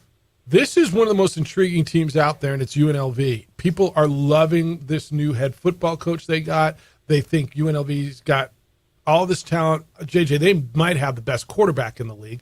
The number on UNLV is 5.5. They got to go to Michigan. They get Vanderbilt at home. They don't have to play San Diego State. They don't have to play Boise State. They do go to Fresno. 5.5 is their number. DC, you're up. I'm taking the over on that one. Going over 5.5 on UNLV. Stigma? Under. Michigan's going to beat them so bloody that they're not going to have a team left after that game is over.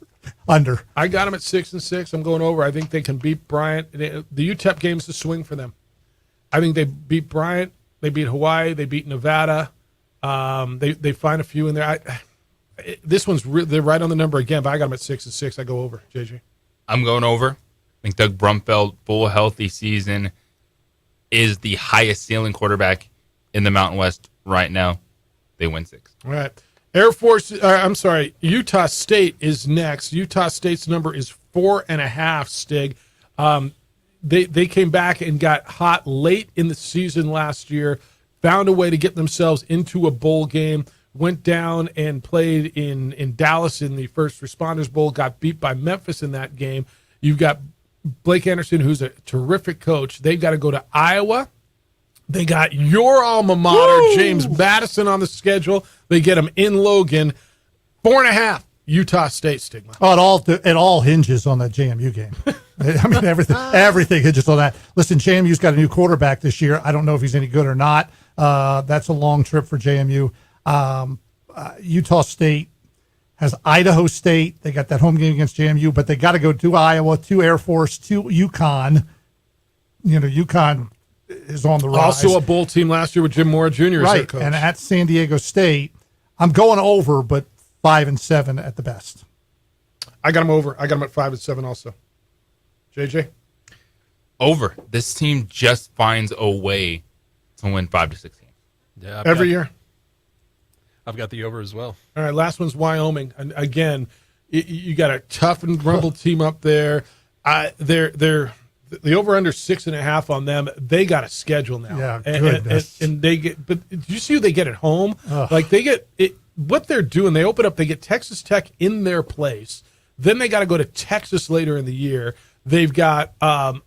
This is a tough one. I got them at 6-6. They could go over, and I think I go over every year on Wyoming. But at 6.5, the number. I got them at 6-6. I go under. JJ. I'm going under as well. DC? I'm taking the under. Yeah, Texas Tech at Texas. Appalachian State. They got them at home. They got to go to Air Force and to Boise. Yeah. No, they're not winning 7 games. I think they're winning 6 though. Yeah. All right, last one's New Mexico State, and this is that really interesting one. When you look at the schedule, the Aggies got hot down the stretch. They won 5 of their last 6. They win the bowl game. They end up 7-6. Granted, they did beat 2 FCSs last year. They've got UMass, Western Illinois, Hawaii, New Mexico as their non-conference games. They get games in the league against Sam Houston and Louisiana Tech and Jacksonville State. The over-under on the Aggies is 6.5, JJ. I'm taking the under. Okay. I've got the over. DC, over. Boy, he's Stig? taking them to win 7 games. So I think Jacksonville State, Sam Houston, Florida International, UMass, Western Illinois, all at home. I think they can win those 5 games. They've got to win at UNM, at UTEP, or at Louisiana Tech to get to that. 6. But they got to get, because they're not going to win at Western Kentucky, Auburn. I don't think they win at Liberty or Liberty again, either. Right? No, I don't think so. So they got to win one of those. They got to win 2 of those road games because I don't think they're going to get to 7, and I just don't think they do it. They're under, but they're. You got them at 6-6. I got them at 6-6. I'm right on the number at 6-6, 7. I'm just going to go over on them. Although on my notes I wrote under because I got them at 6-6, but since we just need a differentiator, so you two went. I'll go over on the Aggies. All right, let's get. Hey, thanks for leaving your desk and coming. This is fun, isn't it? Oh yeah. I put the date on it. 8/25. Is today 25? Yeah, of 2000 and what's this? Say 23. But there are steaks, right? They're or burgers or fries or something. Okay. I mean, Well, I already owe you. Nobody ever pays on these. I already owe you one lunch, so but that was from like 14 years ago. Nobody ever pays on these, but we can all get together and figure it out. I think I just called myself a welcher. I didn't say anything about that. I forgot about that. Appreciate you. All right, have fun with this, and you got all your here. You can take a picture of that too. Okay. All right. When we come back, we're going to wrap up everything you need to know as you go into your weekend. There's been big stuff happening and everything you got to know. But sadly, I think you know this: Albuquerque isn't known for safety and security. It's known for a lot of things, but that's not one of them. Aaron Jones owns International Protective Service. Started it back in 2006 up in Fort Hills, and all these years later, he is protecting homes and businesses all over Albuquerque, including mine. I've trusted IPS for years. They come by. I saw Officer Crespin just the other day as I was sweeping up the front yard and getting the trash ready, and he came by. He does it every day. Aaron needs some help. If you're a former or retired police officer, if you've got military or security experience, if you want to make our city a better place to live, they're asking you to fill out an application at ipsglobal.com. They've got world-class professionals who will train you to handle almost any situation. You'll work for a great company, and you'll be doing wonderful things for our community. The number is 505-897-2420. 505-897-2420. You can go online, ipsglobal.com. Join IPS if you want to make Albuquerque a better and a safer place to live and work.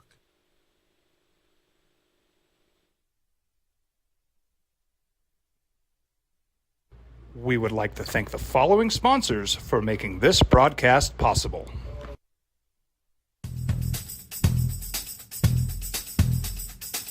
International Protective Services is a proud supporter of ProView Sports and New Mexico Youth Athletics. IPS provides residential and commercial security services in the Albuquerque metro area. For more info, please call 505-897-2420 or visit internationalprotectiveservice.com.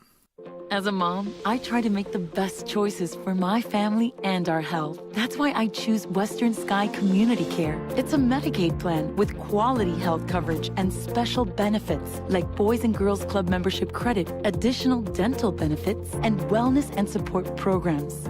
I decide which Medicaid plan is right for us. I choose Western Sky Community Care. Learn more about Western Sky Community Care by visiting discoverwesternsky.com today. Hi, my name is Daniel Chavez, and this is my business partner, David Chavez.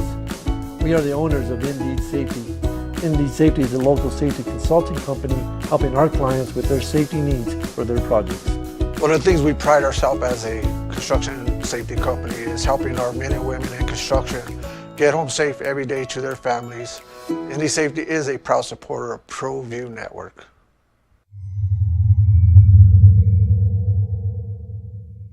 Don't sacrifice quality and flavor when you're in a hurry.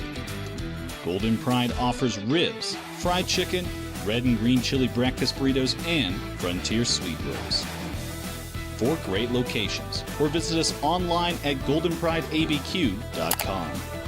Golden Pride Barbecue Chicken and Ribs are proud supporters of ProView Sports.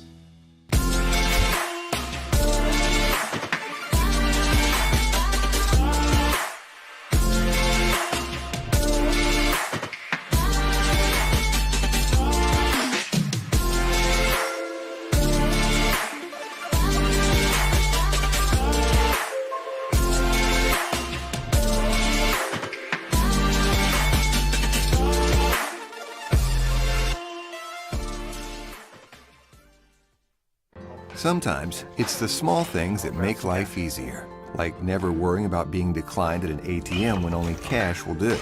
With You're Covered from US Eagle, we'll cover you, even if the money's not there. That's a good feeling. And we do it with no extra fees or penalties. It's called trust, and we think that's important, especially if we're asking you to trust us. At US Eagle, that's just part of what it means when we say people mean more. These are more than just the sounds of a safe place to go after school. These are the sounds of interest being ignited and of mentors making an impact. At Boys and Girls Clubs, we don't do just one thing. We do whatever it takes to meet the needs of every kid who comes through those doors Because whatever it takes is what it takes to build great futures. Great futures start here.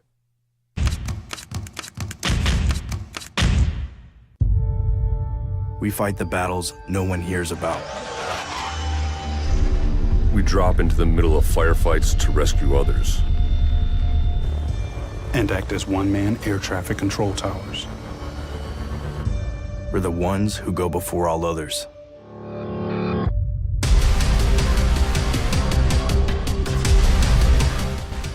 U.S. Air Force Special Warfare are proud supporters of ProView Sports. As a mom, I try to make the best choices for my family and our health. That's why I choose Western Sky Community Care. It's a Medicaid plan with quality health coverage and special benefits like Boys and Girls Club membership credit, additional dental benefits, and wellness and support programs. I decide which Medicaid plan is right for us. I choose Western Sky Community Care.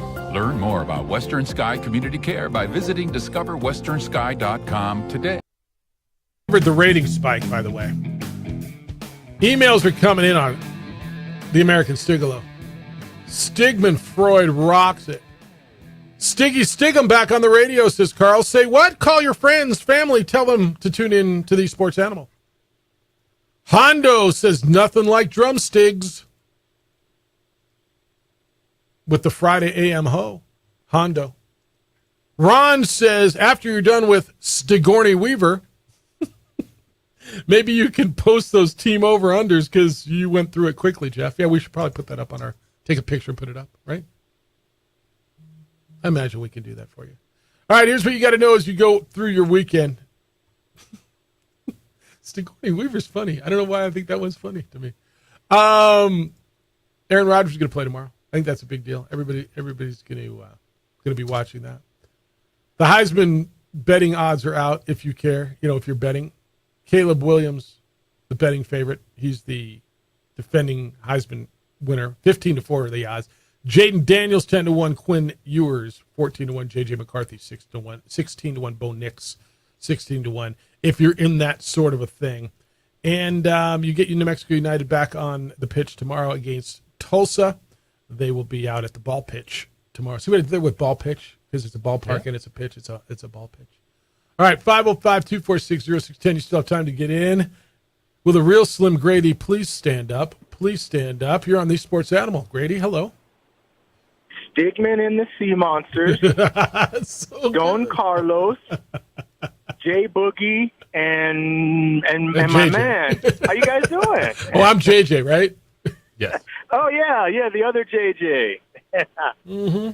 Hey, want to touch real quick on the speaking of that, my man TJ, honestly, again, in my humble opinion, having been involved in a school district with athletic directors, et cetera, a lot of the non-compliance, that's really just will. That's will of your AD, of your coaches, of your administration, because I've been in the room when the AD has told coaches, you can't participate because you haven't done this, and I've actually been at practices when kids have been sent home when they haven't completed the necessary stuff. So it's unfortunate and sad, but quite frankly, a lot of it is just, the will of the administration to enforce it. So, let's hope that improves. And Jeff, I'm really glad that you mentioned the other 70%. Well, hey, Grady, here's why I did it. We get stories like this, and we love the negative. And look, 30% of noncompliance is too big of a number. And we're talking about the Channel 7 story on concussion safeties and protocols, and I encourage you to go to KOAT.com and watch that. And their producer was on with us earlier. But Grady, we always love to pound the negative. 30% of them aren't doing it. Yeah, but you know what? 70% are. And while 70% is not enough, it's the vast majority are taking this seriously. Yeah, I agree 100%. That story could have been, most coaches, the vast majority of coaches are taking this seriously, but we need to improve. Yep. That it could have really been a different flavor. So I agree with that 100%, and I appreciate you pointing that out. And in my best Kevin Hart, thanks for the shout out to the freshman track athlete at Western. But before he was that, he was a young soccer player in the village, and decided to challenge his dad to a foot race. And that's back when, his dad was in his 40s. So, okay, we can do this. And about 10 yards in, his dad was ahead of him. It's like, okay, got it. I kind of turned around and let him know. And right then and there, I decided I'm never racing this kid again. Yeah. And I also decided that if I'm ever in a life-threatening situation and I have to sprint, somebody please tell my mama that I love her. Yeah. And, I got caught. And if your life depends on me sprinting to help you, I'll tell your mama that you love her. Yeah. Have a good weekend, man. See you. Appreciate the time. Appreciate the shout-out. We had this conversation earlier about when did you realize Kevin Hart's in a wheelchair. He claims he tried to race a former running back of the NFL, and he blew out his abdomen and abductors. He didn't even know what that is. I told you when I went in the ring. Here's another one for you. I should bring you in that reel and you just watch this crap. When I was doing I challenged Jeffs at Channel 7. So this gentleman challenged me to a 100-yard dash. This gentleman was a medalist in the senior games. The gentleman, I do believe, was north of 70. And again, this is 20-something years ago. So I go out there, Bob and I go out, and he's got the camera, and I'm in in my work shirt, and I wore sneakers. I put on some sort of sneakers to run the race, and I was wearing khakis or something, and work shirt. I probably stretched my hand. All right, let's go. 40 yards in, I popped my hammy. He beat me. All right, 40 yards in, I popped my hammy. That old guy beat me. That is amazing. I'm glad you admit that because I don't know if I could. Oh, I was right there on video. How can I not admit it? You're right. It's you can see where I came up lame, like and I tried to. And yeah. So the back of your leg was black and blue for like a month then. You've been there, right? When it just goes. That's the worst sound in the world. TJ Wilhelm was with us today. Go over to KOAT.com. Watch that. That is a great story. Abe's last play. Thanks to Ben over at Sandy Golf Club, and the American Stigalo made an appearance today. Great week, boys and girls. Adrian, terrific job. DC, great week. Jim Rome's show is next. The Herd with Colin Cowards after that. 2 Men On's here at 4. And then the Isotopes, I believe, are in Oklahoma City. Give them a listen and check out what Isotopes are doing. Big weekend for you? Huge weekend. Enjoy it, and enjoy football. Enjoy college football this weekend. We'll be back Monday morning at 7 a.m. with award-winning radio. Have a great, safe weekend, boys and girls. Be kind, loving, caring, and sharing. We'll see you Monday. These days, it's important. We would like to thank the following sponsors for making this broadcast possible. For 50 years, Clark's Pet Emporium has been your pet's favorite stop. I am Michael Azera, midfielder for New Mexico United. Clark's support for the United is an example of their commitment to local partnerships. Clark's understands that paying it forward develops a better team and ultimately better community partner. When you need pet food and supplies, Clark's is always the best shot. Locally owned and operated with 2 convenient locations. Go United! ClarksPets.com. Here at Clark's Pets, we understand your pets. We take meticulous time to find out more about them. Dig deep into their world to understand their needs. We do research for knowledge of each pet, so you can trust Clark's Pets to provide you the best products and service for your pets, because we work hard to understand all of their needs. Clark's Pet Emporium, your pet's second best friend.